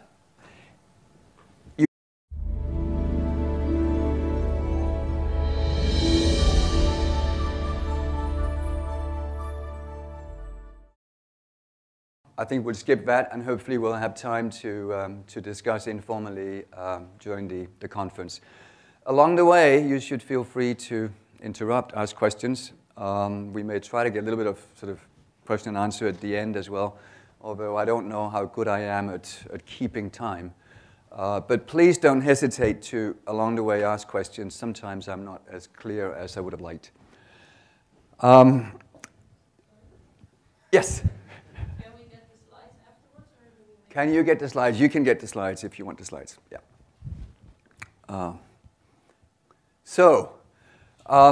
There's a lot of material I'd like to cover today, and here's a brief overview. I hope we'll get through all of it, or at least most of it. But should we not get all the way, then I guess I'll be happier if we have good discussions along the way. I'll start out with just a few facts by way of introduction, and also outline briefly what I see as some of the standard explanations for what has been happening. I won't go into any great detail, but I think it is important to know both what the standard explanations are and also why those are the standard. And that will sort of set the stage for my attempt to present a couple of alternatives. And shamelessly, I'm talking about work that I've been doing. That does not necessarily mean that's the most interesting on this topic, but it's what I know about. So that's what you'll hear. And I'll talk about two different alternative perspectives. They're not mutually exclusive, but to make life easy for yourself, it's sometimes good to look at things in isolation if you can, rather than mix it all together. The first is what I've called power-biased technical change. And the second is the effects of having mismatch or induced overeducation in the labor market, which, in my view, can lead to comparative statics that are somewhat different from what you'd usually expect. Then I will try to say a little bit about macro effects, and that's going to be very sketchy. And again, there is actually a big literature on that, and I will be talking mainly about one very small element, and it's just to illustrate that there are these possible connections. It's not meant to be in any way a kind of exhaustive story about what the macro implications might be. And then I hope that we can have at the end some time to look a little bit at international evidence, which I think is important also if one wants to discuss the possibility of maybe doing something about the increase in inequality, than just being aware that there is a diversity of experience out there is helpful. So that's the plan. And, whoops, is that right? Yeah, that's just a bit of literature, but you have that, so I won't talk about that. Aside from what I have sent to you and my own papers, I've listed here three, I think, great sources just of data and of insight into what's happening in the US economy. Every year there's the EPI publication, State of Working America, which I think is a wonderful source of information. on all things related to wages and employment, incomes. There's the wonderful Piketty and Sayers database, which has a lot of now also international information, and even the OECD and I guess other sort of more mainstream people have now become interested in it, and the OECD has a couple of publications that list international evidence. So just I'll give you the slides, as you said, if you want afterwards, so you don't have to copy it down. Okay, introduction. Income distribution. If you come from a heterodox sort of critical background, when people say income distribution, they often immediately think of the functional distribution of income. And here is a slide that shows you the profit share, US corporate business. And if you look at that, one can debate whether this is completely accurate, because some of what has been paid out to CEOs as wages maybe really should be included in that. So one can debate whether maybe it should bend up more than it does in this graph. But I think it's still relatively clear that it's not in terms of the profit share that the real action has been. So when we talk about this dramatic increase in inequality, what most people mainly have in mind, I think rightly, is that there has been in the earnings distribution this incredibly increase in inequality.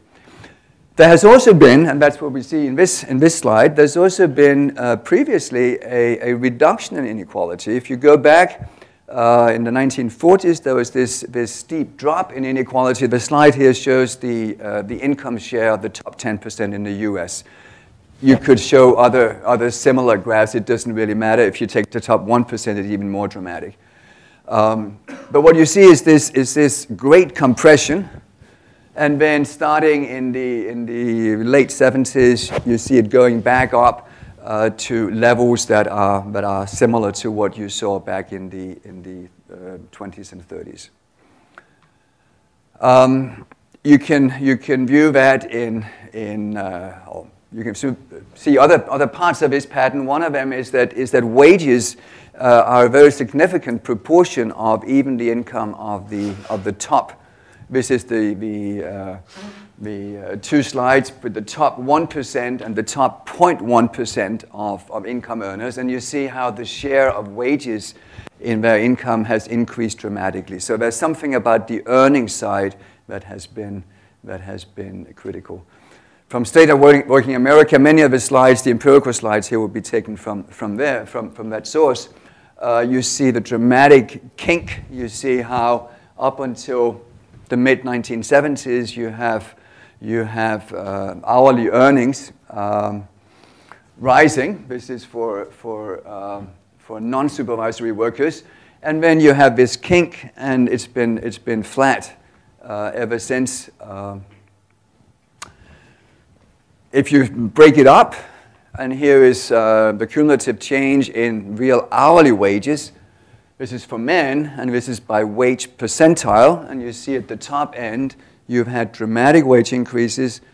And if you go down at the bottom end, the poorest parts of the population of men have actually seen declining real income since 1979.